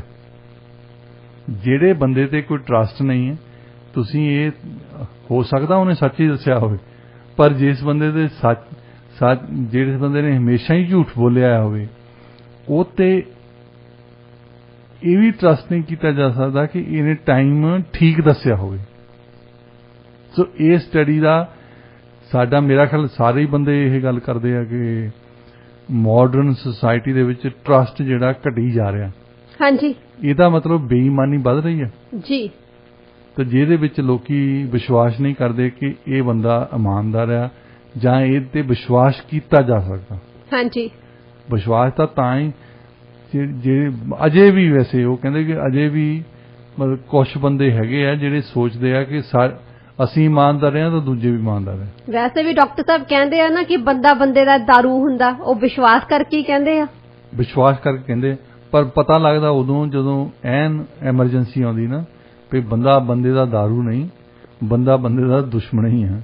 ਹਾਂਜੀ। ਜਦੋਂ ਲੋੜ ਪਵੇ ਉਦੋਂ ਡੱਬੂ ਕੰਨ ਤੇ ਹੁੰਦਾ ਜੀ, ਤੇ ਜਦੋਂ ਲੋੜ ਨਹੀਂ ਆ ਉਦੋਂ ਤੁਹਾਡੇ ਆ ਕੇ ਮੋਢਿਆਂ ਤੇ ਬੈਠੇ ਰਹਿਣਗੇ ਕਿ ਆਪਾਂ ਤਾਂ, ਸਾਡੇ ਵਰਗੀ ਦੋਸਤੀ ਹੈ ਨਹੀਂ ਕਿਸੇ ਦੀ। ਦੋਸਤੀ ਵੀ ਪਰਖੀ ਜਾਂਦੀ ਹੈ ਨਾ। ਹਾਂਜੀ। ਮਾੜੇ ਕੰਮ, ਜਦੋਂ ਕੋਈ ਬੰਦੇ ਦੀ ਮਾੜੀ ਕਿਸਮਤ ਆਉਂਦੀ ਆ, ਜਦੋਂ ਬੰਦਾ ਗਿਰਾਵਟ ਦੇ ਥੱਲੇ ਜਾਂਦਾ, ਜਦੋਂ ਬੰਦਾ ਹਾਰਦਾ ਆ, ਉਸ ਵਿੱਚ ਤੁਸੀਂ ਦੇਖਦੇ ਇੱਥੇ ਇਲੈਕਸ਼ਨ ਆਉਣੀ ਆ, ਜਿਹੜੇ ਬੰਦੇ ਹਾਰਨੇ ਆ ਉਹਨਾਂ ਦੇ ਮੋਹਰੇ ਜਿਹੜੇ ਉਹਨਾਂ ਦੇ ਹੀ ਸਪੋਰਟਰ ਆ, ਉਹ ਉਸੇ ਵੇਲੇ ਉੱਠ ਕੇ 8:30 ਵਜੇ ਖਬਰਾਂ ਆਉਣ ਲੱਗ ਪੈਂਦੀਆਂ ਕਿ ਦੂਜਾ ਮੇਅਰ ਜਿੱਤਦਾ, ਚੱਕ ਕੇ ਕਾਰਾਂ ਨੱਠਦੇ ਫਿਰ ਉੱਥੇ ਜਿੱਤਣ ਵਾਲੇ ਵੱਲ। ਤੇ ਇਸੇ ਕਰਕੇ ਉਹਨਾਂ ਦਾ ਟਰਸਟ ਨਹੀਂ ਹੈ ਕਿ ਇਹਨਾਂ ਬੰਦਿਆਂ ਨੇ ਕੱਲ 5 ਮਿੰਟ ਪਹਿਲਾਂ ਤਾਂ ਭੰਗੜਾ ਪਾਉਣ ਲੱਗੇ ਸੀ। ਹਾਂਜੀ। ਤਾਂ ਹੁਣ ਚਾਬੀਆਂ ਚੱਕ ਕੇ ਦੂਜੇ ਨੂੰ ਨੱਠੀ ਜਾਂਦੇ ਆ। ਕੀ ਇਹਨਾਂ ਤੇ ਵਿਸ਼ਵਾਸ ਕਰੇ? ਡਾਕਟਰ ਸਾਹਿਬ, ਕੁਝ ਲੋਕ ਹੁੰਦੇ ਹੀ ਲਿਫਾਫਿਆਂ ਵਰਗੇ, ਜਿੱਧਰ ਨੂੰ ਹਵਾ ਚੱਲੇ ਉਧਰ ਨੂੰ ਹੀ ਚਲੇ ਜਾਂਦੇ ਆ। ਉਹ ਕਹਿੰਦੇ ਹੁੰਦੇ ਨਾ, ਕੋਈ ਬੰਦਾ ਤੁਰਿਆ ਜਾਂਦਾ ਸੀ, ਪੱਗ ਉਹਨੇ ਕੱਛ 'ਚ ਦਿੱਤੀ ਸੀ। ਬੰਦਾ ਕਹਿੰਦਾ ਯਾਰ ਪੱਗ ਤਾਂ ਕੱਛ 'ਚ ਦਿੱਤੀ ਆ, ਇਹ ਤਾਂ ਸਿਰ ਤੇ ਰੱਖੀ ਦੀ ਹੁੰਦੀ। ਉਹ ਕਹਿੰਦਾ ਨਹੀਂ, ਸਾਡਾ ਕੰਮ ਆ ਜੇ ਕੋਈ ਤਕੜਾ ਮਿਲ ਜਾਵੇ ਤਾਂ ਉਹਦੇ ਪੈਰਾਂ 'ਚ ਰੱਖ ਦੇਣੀ, ਤੇ ਮਾੜਾ ਹੋਏ ਤਾਂ ਉਹਦੇ ਗਲੇ ਪਾ ਲੈਣੀ। ਇਹ ਸਿਰ ਤੇ ਰੱਖਣ ਲਈ ਨਹੀਂ ਰੱਖੀ। ਬਹੁਤਿਆਂ ਬੰਦਿਆਂ ਦਾ ਇਹ ਸੁਭਾਅ ਹੈ ਨਾ, ਇਹ ਲਿਫਾਫੇ ਬੰਦੇ ਆ ਕਿ ਟਰਸਟ ਉਹਨਾਂ ਤੇ ਹੈ ਹੀ, ਕਰੇ ਕੌਣ? ਕਿਉਂਕਿ ਉਹਨਾਂ ਨੂੰ ਖੁਦ ਨੂੰ ਨਹੀਂ ਇਹ ਪਤਾ ਹੁੰਦਾ ਕਿ ਇੱਧਰ ਜਾਣਾ ਕਿ ਇੱਧਰ ਜਾਣਾ। ਮੌਕਾ ਪ੍ਰਸਤ ਹੁੰਦੇ ਆ ਕਈ। ਮੌਕਾ ਪ੍ਰਸਤ ਹੁੰਦੇ। ਹਾਂਜੀ। ਹੁਣ ਇਲੈਕਸ਼ਨ ਵੇਲੇ ਦੋਹਾਂ ਆਫਿਸਿਸ ਦੇ ਵਿੱਚ ਬਹੁਤਿਆਂ ਜਗ੍ਹਾ ਤੁਸੀਂ ਦੇਖੋਗੇ, ਨਿਊਟਨ ਦੇ ਵਿੱਚ ਇੱਥੇ ਦੋਹਾਂ ਉਮੀਦਵਾਰਾਂ ਦੇ ਸਾਈਨ ਲਾਏ ਹੁੰਦੇ ਆ ਘਰਦਿਆਂ ਨੇ। ਹਾਂਜੀ। ਪਤਾ ਹੀ ਨਹੀਂ ਉਹਨਾਂ ਨੂੰ, ਅੰਦਰੋਂ ਦੋਹਾਂ ਨੂੰ ਕਹੀ ਜਾਣਾ ਮੈਂ ਤੈਨੂੰ ਵੋਟ ਪਾਉਣੀ, ਤੈਨੂੰ ਵੋਟ ਪਾਉਣੀ ਹੈ। ਮਤਲਬ ਕਿਹਦਾ ਟਰਸਟ ਕਰੇ ਬੰਦਾ? ਤੇ ਫਿਰ ਜਿਹੜਾ ਜਿੱਤ ਜਾਂਦਾ ਉਹਨੂੰ ਕਹਿ ਦਿੰਦੇ ਨੇ ਅਸੀਂ ਪਾਈਆਂ ਤਾਂ ਤੈਨੂੰ ਹੀ ਆ ਸਾਰਿਆਂ ਨੇ। ਅਸੀਂ ਉਹ ਦੂਜੇ ਦਾ ਤਾਂ ਯਾਰ ਰਿਸ਼ਤੇਦਾਰ ਸੀ, ਉਹ ਮਾਸੀ ਦਾ ਮੁੰਡਾ ਸੀ, ਉਹ ਆ ਕੇ ਲਾ ਗਿਆ। ਹਾਂਜੀ। ਜ਼ਬਰਦਸਤੀ ਲਾ ਗਿਆ। ਅਸੀਂ ਤਾਂ ਵੈਸੇ ਤੁਹਾਡੇ ਨਾਲ, ਤੇਰਾ ਵੈਸੇ ਥੋੜਾ ਜਿਹਾ ਉੱਚਾ ਸੀ ਦੂਜੇ ਨਾਲੋਂ। ਜੀ। ਵੈਸੇ ਡਾਕਟਰ ਸਾਹਿਬ, ਪੁਰਾਣੇ ਸਮੇਂ 'ਚ ਤਾਂ ਕਾਫੀ ਲੋਕ ਇੱਕ ਦੂਜੇ ਨੂੰ ਭਰੋਸਾ ਕਰਦੇ ਸੀ, ਟਰਸਟ ਕਰਦੇ ਸੀ, ਤੇ ਲੋਕੀ ਮਾਣ ਵੀ ਰੱਖਦੇ ਸੀ। ਪਰ ਜਿਵੇਂ with the passage of time ਹੁਣ ਕਾਫੀ ਜ਼ਿਆਦਾ ਇਸ ਚੀਜ਼ ਤੇ ਗਿਰਾਵਟ ਆਈ ਹੋਈ ਹੈ। ਹੁਣ ਨਾ ਛੇਤੀ ਲੋਕ ਇੱਕ ਦੂਸਰੇ ਨੂੰ ਯਕੀਨ ਨਹੀਂ ਕਰਦੇ because of their bad experiences ਹੈ ਨਾ। ਜਦੋਂ ਕੋਈ ਵੀ ਬੰਦਾ, ਆਪਾਂ ਕਈ ਵਾਰੀ ਸੋਚਦੇ ਆ ਕਿ ਇਹ ਬੰਦਾ ਬੜਾ ਬਿਟਰ ਆ, ਕਿਹੋ ਜਿਹਾ ਇਨਸਾਨ ਹੈ ਇਹ, ਪਰ ਆਪਾਂ ਨੂੰ ਪਤਾ ਨਹੀਂ ਹੁੰਦਾ ਕਿ ਉਹਦੇ ਜਿਹੜੇ ਤਜਰਬੇ ਆ ਉਹ ਇੰਨੇ ਕੌੜੇ ਹੋ ਚੁੱਕੇ ਹੁੰਦੇ ਆ ਕਿਉਂਕਿ ਉਹਨੇ ਧੋਖੇ ਖਾਦੇ ਹੁੰਦੇ ਆ ਜ਼ਿੰਦਗੀ ਦੇ ਵਿੱਚ। ਜਿਹੜਾ ਜਿਸ ਬੰਦੇ ਦੇ ਕੋਈ ਮੁਸ਼ਕਲ ਆ ਗਈ ਨਾ ਕਿਸੇ ਸਮੇਂ ਵੀ ਲਾਈਫ ਦੇ ਵਿੱਚ, ਉਹਨੂੰ ਫਿਰ ਪਤਾ ਲੱਗ ਜਾਂਦਾ ਕਿ ਕੌਣ ਖੜਨ ਵਾਲਾ ਤੇ ਕੌਣ ਨਹੀਂ ਖੜਨ ਵਾਲਾ। ਜੀ ਬਿਲਕੁਲ। ਤੇ ਜਿਹੜੇ ਬੰਦੇ ਉਹਦੇ ਨਾਲ ਭੰਗੜਾ ਪਾਉਂਦੇ ਰਹੇ ਆ, ਉਹਦੇ ਨਾਲ ਬੈਠਦੇ ਆ, ਜਦੋਂ ਉਹ ਦਿਸਦੇ ਨਹੀਂ, ਜਦੋਂ ਮਾੜੇ ਦਿਨ ਆ ਜਾਂਦੇ ਖਾਸ ਤੌਰ ਤੇ ਫਿਰ ਉਹਦਾ ਵਿਸ਼ਵਾਸ ਸਾਰਿਆਂ ਤੋਂ ਉੱਠ ਖੜਦਾ। ਹਾਂਜੀ ਹਾਂ, ਜੇ ਕੋਈ ਉਹਦੇ ਕੋਲ ਆਉਂਦਾ, ਉਹਦੀ ਕੋਈ ਸਾਰ ਪੁੱਛਦਾ, ਉਹਦੇ ਨਾਲ ਖੜਦਾ, ਉਹਦੇ ਕਿਤੇ ਅਗਲਾ ਪੁੱਛਦਾ ਕਿ ਤੈਨੂੰ ਕਿਹੜੀ ਚੀਜ਼ ਦੀ ਜ਼ਰੂਰਤ ਹੈ, ਤਾਂ ਫਿਰ ਉਹਦਾ ਵਿਸ਼ਵਾਸ ਸਮਾਜ ਦੇ ਵਿੱਚ ਵੀ ਹੁੰਦਾ, ਉਹਦਾ ਵਿਸ਼ਵਾਸ ਲੋਕਾਂ ਦੇ ਵਿੱਚ ਵੀ ਹੁੰਦਾ, ਆਪਣੇ ਆਪ ਦੇ ਵਿੱਚ ਵੀ ਹੁੰਦਾ। ਹਾਂਜੀ। ਤੇ ਜਿਨ੍ਹਾਂ ਬੰਦਿਆਂ ਨੂੰ ਆਪਣੇ ਆਪ ਦਾ ਵਿੱਚ ਵਿਸ਼ਵਾਸ ਨਹੀਂ ਹੈ ਵੀ ਮੈਂ ਇਸ ਜਿੱਤਣ ਵਾਲੇ ਨਾਲ ਜਾਣਾ, ਉਸ ਜਿੱਤਣ ਵਾਲੇ ਨਾਲ ਜਾਣਾ, ਤੇ ਉਹਨਾਂ ਤੇ ਵਿਸ਼ਵਾਸ ਕੌਣ ਕਰੂਗਾ? ਜੀ ਬਿਲਕੁਲ ਡਾਕਟਰ ਸਾਹਿਬ, ਤੁਸੀਂ ਸਹੀ ਕਿਹਾ ਕਿ ਜਿਹੜਾ ਇਹ ਵਿਸ਼ਵਾਸ ਹੈਗਾ ਨਾ, ਇਹ ਦੇਖੋ ਤੁਸੀਂ ਡਾਕਟਰ ਸਾਹਿਬ, ਸਿਰਫ ਇਹਦੇ ਚ ਲਾਈਕ 4 ਐਲਫਾਬੈਟ ਹੈਗੇ, 4 ਅੱਖਰ ਆ, ਹੈ ਨਾ, ਤੇ ਇਹ ਹੈ ਕਿੰਨੀ ਜ਼ਿਆਦਾ ਇੰਪੋਰਟੈਂਟ ਰੋਲ ਅਦਾ ਕਰਦਾ ਸਾਡੀ ਜ਼ਿੰਦਗੀ ਦੇ ਵਿੱਚ। ਤੇ ਜੇ ਤਾਂ ਸਾਡਾ ਕੋਈ ਬੰਦਾ ਵਿਸ਼ਵਾਸ, ਅਸੀਂ ਕਿਸੇ ਨੂੰ ਕਰਦੇ, ਅਸੀਂ ਟਰਸਟ ਕਰਦੇ ਆ, ਬੰਦਾ ਸਾਹਮਣੇ ਵਾਲਾ ਰੱਖਦਾ, ਸਾਨੂੰ ਚੰਗਾ ਲੱਗਦਾ, ਜ਼ਿੰਦਗੀ ਚੰਗੀ ਲੱਗਦੀ ਹੈ, ਮਤਲਬ ਸਾਡਾ ਦੁਨੀਆ ਦੇ ਵਿੱਚ ਹਿਊਮੈਨਿਟੀ 'ਚ ਸਾਡਾ ਬਲੀਵ ਹੁੰਦਾ, ਅਸੀਂ ਵੀ ਹੋਰ ਲੋਕਾਂ ਦੀ ਫਿਰ ਮਦਦ ਕਰਦੇ ਆ, ਅਸੀਂ ਵੀ ਹੋਰ ਲੋਕਾਂ ਤੇ ਯਕੀਨ ਕਰਦੇ ਆ। ਪਰ ਜਦੋਂ ਸਾਡੇ ਨਾਲ ਵਿਸ਼ਵਾਸਘਾਤ ਹੋ ਜਾਂਦਾ, ਉਹਦੇ ਤੋਂ ਬਾਅਦ ਸਾਡਾ ਕਿਸੇ ਹੋਰ ਨੂੰ ਯਕੀਨ ਕਰਨ ਨੂੰ ਦਿਲ ਨਹੀਂ ਕਰਦਾ। ਚਾਹੇ ਕੋਈ ਇਮਾਨਦਾਰ ਬੰਦਾ ਸਾਡੇ ਕੋਲੇ ਆ ਕੇ ਸਾਨੂੰ ਕੋਈ ਵਧੀਆ ਗੱਲ ਹੀ ਕਵੇ, ਮਨ ਕਹਿੰਦਾ ਕਿ ਨਹੀਂ ਛੱਡ ਪਰਾਂ, ਇਹ ਵੀ ਝੂਠੇ ਬੋਲਦਾ ਹੋਣਾ। ਸਾਡੇ ਉਹ ਸਮਾਂ ਆ ਚੁੱਕਾ ਜਦੋਂ ਹੁਣ ਲੋਕਾਂ ਦਾ ਸਰਕਾਰਾਂ ਦੇ ਵਿੱਚੋਂ ਵਿਸ਼ਵਾਸ ਕਿਉਂ ਨਹੀਂ ਹੈ, ਕਿਉਂਕਿ ਲੋਕੀ ਸੋਚਦੇ ਕਿ ਇਹ ਹਮੇਸ਼ਾ ਝੂਠ ਹੀ ਬੋਲਦੇ ਨੇ। ਹਾਂਜੀ। ਤੁਸੀਂ ਆਮ ਬੰਦੇ ਨਾਲ ਗੱਲ ਕਰਕੇ ਦੇਖ ਲਓ, ਬੰਦਾ ਇਹ ਕਹੂਗਾ ਕਿ ਸਿਆਸਤਦਾਨ ਇਹ ਝੂਠ ਬੋਲਦਾ ਹੈ, ਅਗਲਾ ਭਾਵੇਂ ਸੱਚ ਹੀ ਬੋਲਦਾ ਹੋਵੇ। ਹਾਂਜੀ। ਅਗਲਾ ਭਾਵੇਂ ਇਮਾਨਦਾਰੀ ਨਾਲ ਹੀ ਸਿਆਸਤ ਦੇ ਵਿੱਚ ਗਿਆ ਹੋਵੇ ਕਿ ਮੇਰੀਆਂ ਆਹ ਇਸ਼ੂਜ਼ ਆ, ਇਹ ਇਸ਼ੂਜ਼ ਜੇ ਮੈਂ ਵਿਧਾਨ ਸਭਾ ਦੇ ਵਿੱਚ ਠਾਲੂੰਗਾ ਤਾਂ ਉਹਨਾਂ ਵੱਲ ਤਵੱਜੋ ਦੇਣਗੇ। ਪਰ ਕਿਉਂਕਿ ਉਹ ਬਾਕੀ ਦੇ ਬੰਦੇ ਝੂਠ ਬੋਲਦੇ ਆ, ਤਾਂ ਉਹ ਤੇ ਵੀ ਲੇਬਲ ਇਹੀ ਲੱਗਦਾ ਕਿ ਇਹ ਵੀ ਬੰਦਾ ਉਹਨਾਂ ਦੇ ਨਾਲ ਦਾ। ਮੇਰਾ ਖਿਆਲ ਪੰਜਾਬ ਦੇ ਵਿੱਚ ਅਜੇ ਵੀ ਕੁਛ ਇੱਕ ਅਫਸਰ ਜਿਹੜੇ ਆ ਇਮਾਨਦਾਰ ਐਕਚੁਅਲੀ ਹੈ। ਹਾਂਜੀ। ਜਿਹੜੇ ਕੰਮ ਕਰਕੇ ਇਮਾਨਦਾਰੀ ਨਾਲ ਕੰਮ ਕਰਨਾ ਚਾਹੁੰਦੇ ਵੀ ਆ। ਤੁਸੀਂ ਦੇਖੋ ਕਈ ਬੰਦੇ ਫਿਰ ਪੋਲਿਟਿਕਸ ਦੇ ਵਿੱਚ ਆਉਂਦੇ ਆ ਕਿ ਮੈਂ ਸ਼ਾਇਦ ਇੱਥੇ ਆ ਕੇ ਕੁਛ ਬਦਲ ਦੇਵਾਂ, ਪਰ ਆਲੇ ਦੁਆਲੇ ਵਾਲਾ ਸਿਸਟਮ ਇੰਨਾ ਰੋਟਨ ਆ, ਇੰਨਾ ਵਿਗੜਿਆ ਹੋਇਆ, ਤੇ ਉਹਨਾਂ ਨੂੰ ਉਹ ਕੁਛ ਨਹੀਂ ਕਰ ਸਕਦੇ। ਪਰ ਫਿਰ ਵੀ ਕੁਛ ਇੱਕ ਬੰਦਿਆਂ ਦੇ ਕਰਕੇ ਸਮਾਜ ਦੇ ਵਿੱਚ ਲੋਕੀ ਵਿਸ਼ਵਾਸ ਕਰਦੇ ਆ। ਹਾਂਜੀ। ਇਹ ਉਹਨਾਂ ਦੀ ਚਲੋ ਕੰਟਰੀਬਿਊਸ਼ਨ ਹੈ ਸਾਡੇ ਸਮਾਜ ਨੂੰ, ਕਿ ਥੋੜਾ ਜਿਹਾ ਵਿਸ਼ਵਾਸ ਅਜੇ ਵੀ ਕਾਇਮ ਹੈ। ਹਾਂਜੀ ਬਿਲਕੁਲ। ਜੇ ਬਿਲਕੁਲ ਹੀ ਇਦਾਂ ਦਾ ਹੋਵੇ ਤੇ ਮੈਨੂੰ ਪਤਾ ਹੋਵੇ ਬਾਹਰੋਂ ਕਿਸੇ ਨੇ ਦਰਵਾਜ਼ਾ ਹੀ ਨਹੀਂ ਖੋਲਣਾ, ਤਾਂ ਫਿਰ ਆ ਨਹੀਂ ਆਉਣ। ਜੀ ਡਾਕਟਰ ਸਾਹਿਬ, ਹੋ ਜਾਂਦਾ ਕਦੇ ਕਦੇ ਜਦੋਂ ਕੋਈ ਦਰਵਾਜ਼ਾ ਨਹੀਂ ਖੋਲਦਾ। ਤਾਂ ਦੇਖੋ ਮੁੱਕਦੀ ਗੱਲ ਤਾਂ ਇਹ ਆ ਬਈ ਜਿਹੜਾ ਵਿਸ਼ਵਾਸ ਆ ਨਾ, ਇਹ ਬਹੁਤ ਹੀ ਜ਼ਿਆਦਾ ਜ਼ਰੂਰੀ ਹੈਗਾ, ਇਹਦੇ ਵਿੱਚ ਘਾਟ ਨਹੀਂ ਆਉਣੀ ਚਾਹੀਦੀ ਹੈਗੀ, ਕਿਉਂਕਿ ਇਹ ਮਨੁੱਖੀ ਸਾਂਝ ਆ ਜਿਹੜੀ ਕਾਫੀ ਜ਼ਿਆਦਾ ਜ਼ਰੂਰੀ ਆ ਸਾਡੀ ਜ਼ਿੰਦਗੀ ਦੇ ਵਿੱਚ। ਤਾਂ ਕਰਕੇ ਕਿ ਜਿਹੜੀ ਦੁਨੀਆ ਹੈਗੀ ਹੈ ਵਧੀਆ ਤਰੀਕੇ ਦੇ ਨਾਲ ਲੋਕ ਇੱਕ ਦੂਜੇ ਦੇ ਨਾਲ ਵਿਚਰਨ, ਕਿਸੇ ਦਾ ਕਿਸੇ ਨੂੰ ਯਕੀਨ ਨਹੀਂ ਤੋੜਨਾ ਚਾਹੀਦਾ ਕਦੇ ਵੀ। ਇਹਨਾਂ ਨੇ ਸਟੱਡੀ ਦੇ ਵਿੱਚ ਇੱਕ ਵੱਡੀ ਗੱਲ ਬਹੁਤ, ਜਿਹੜਾ ਕਿ ਮੇਰਾ ਖਿਆਲ ਲੋਕੀ ਘਰਾਂ 'ਚ ਬੈਠੇ ਸੋਚ ਸਕਦੇ ਹੋਣੇ, ਉਹਨਾਂ ਦੇ ਨਾਲ ਵੀ ਹੋਇਆ ਹੋਣਾ, ਕਿ ਕੋਈ ਬੰਦਾ ਵਿਸ਼ਵਾਸ ਕਰਕੇ ਆਪਣੀ ਜਿਹੜੀ ਉਹਨਾਂ ਦੀ ਕਮਜ਼ੋਰੀ ਬਾਰੇ ਜਾਂ ਉਹਦੀ ਹਾਲਾਤ ਬਾਰੇ ਕਿਸੇ ਦੋਸਤ ਨੂੰ ਦੱਸ ਦਿੰਦਾ, ਕਿਸੇ ਹੋਰ ਨੂੰ ਦੱਸ ਦਿੰਦਾ ਕਿ ਇਸ ਬੰਦੇ ਤੋਂ ਸ਼ਾਇਦ ਸੋਲੂਸ਼ਨ ਹੋਵੇ, ਪਰ ਉਹ ਬੰਦਾ ਉਹਦੀ ਕਮਜ਼ੋਰੀ ਫੜ ਕੇ ਤਾਂ ਆਪਣੇ ਲਈ ਯੂਜ਼ ਕਰਦਾ।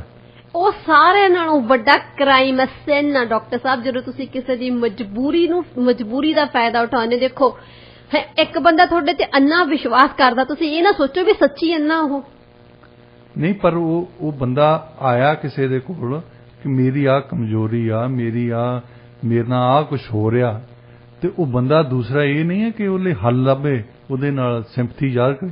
ਉਹ ਸੋਚਦਾ ਕਿ ਆਹ ਗੱਲਾਂ ਦਾ ਮੈਨੂੰ ਹੁਣ ਪਤਾ ਲੱਗ ਗਿਆ ਤੇ ਇਹ ਵਰਤਾਂਗੇ ਤਾਂ ਕਿ ਮੈਨੂੰ ਕੋਈ ਫਾਇਦਾ ਹੋਵੇ। ਹਾਂਜੀ। ਇਸ ਤਰ੍ਹਾਂ ਦੇ ਉਹ ਸਟੱਡੀ ਦੇ ਵਿੱਚ ਇਹਨਾਂ ਨੇ ਕਿਹਾ ਕਿ ਇਸ ਤਰ੍ਹਾਂ ਦੀਆਂ ਗੱਲਾਂ ਕਰਕੇ ਵਿਸ਼ਵਾਸ ਘਟੀ ਜਾਂਦਾ। ਹਾਂਜੀ। ਜਦੋਂ ਬਿਲਕੁਲ ਹੀ ਸਿਰਾ ਲੱਗ ਜਾਂਦਾ। ਚਲੋ ਅੱਜ ਦਾ ਵਿਚਾਰ ਦੱਸੋ ਤੁਸੀਂ। ਜੀ ਡਾਕਟਰ ਸਾਹਿਬ ਅੱਜ ਦਾ ਵਿਚਾਰ ਹੈ ਜਿਹੜਾ ਦਿਮਾਗ ਘਮੰਡ ਨਾਲ ਭਰਿਆ ਹੋਵੇ ਉਹਦੇ ਵਿੱਚ ਅਕਲ ਲਈ ਥਾਂ ਨਹੀਂ ਹੁੰਦੀ। ਇਸੇ ਨੋਟ ਤੇ ਅਸੀਂ ਅੱਜ ਦਾ ਪ੍ਰੋਗਰਾਮ ਇੱਥੇ ਹੀ ਸਮਾਪਤ ਕਰਦੇ ਹਾਂ। ਪ੍ਰੋਗਰਾਮ ਤੁਹਾਨੂੰ ਕਿਹੋ ਜਿਹਾ ਲੱਗਿਆ ਸਾਨੂੰ ਦੱਸਣਾ ਜ਼ਰੂਰ। ਸਟੂਡੀਓ ਦਾ ਨੰਬਰ ਹੈ 6045929191 6045929191। ਪ੍ਰੋਗਰਾਮ 'ਚ ਸਾਥ ਦੇਣ ਲਈ ਬਹੁਤ ਬਹੁਤ ਸ਼ੁਕਰੀਆ।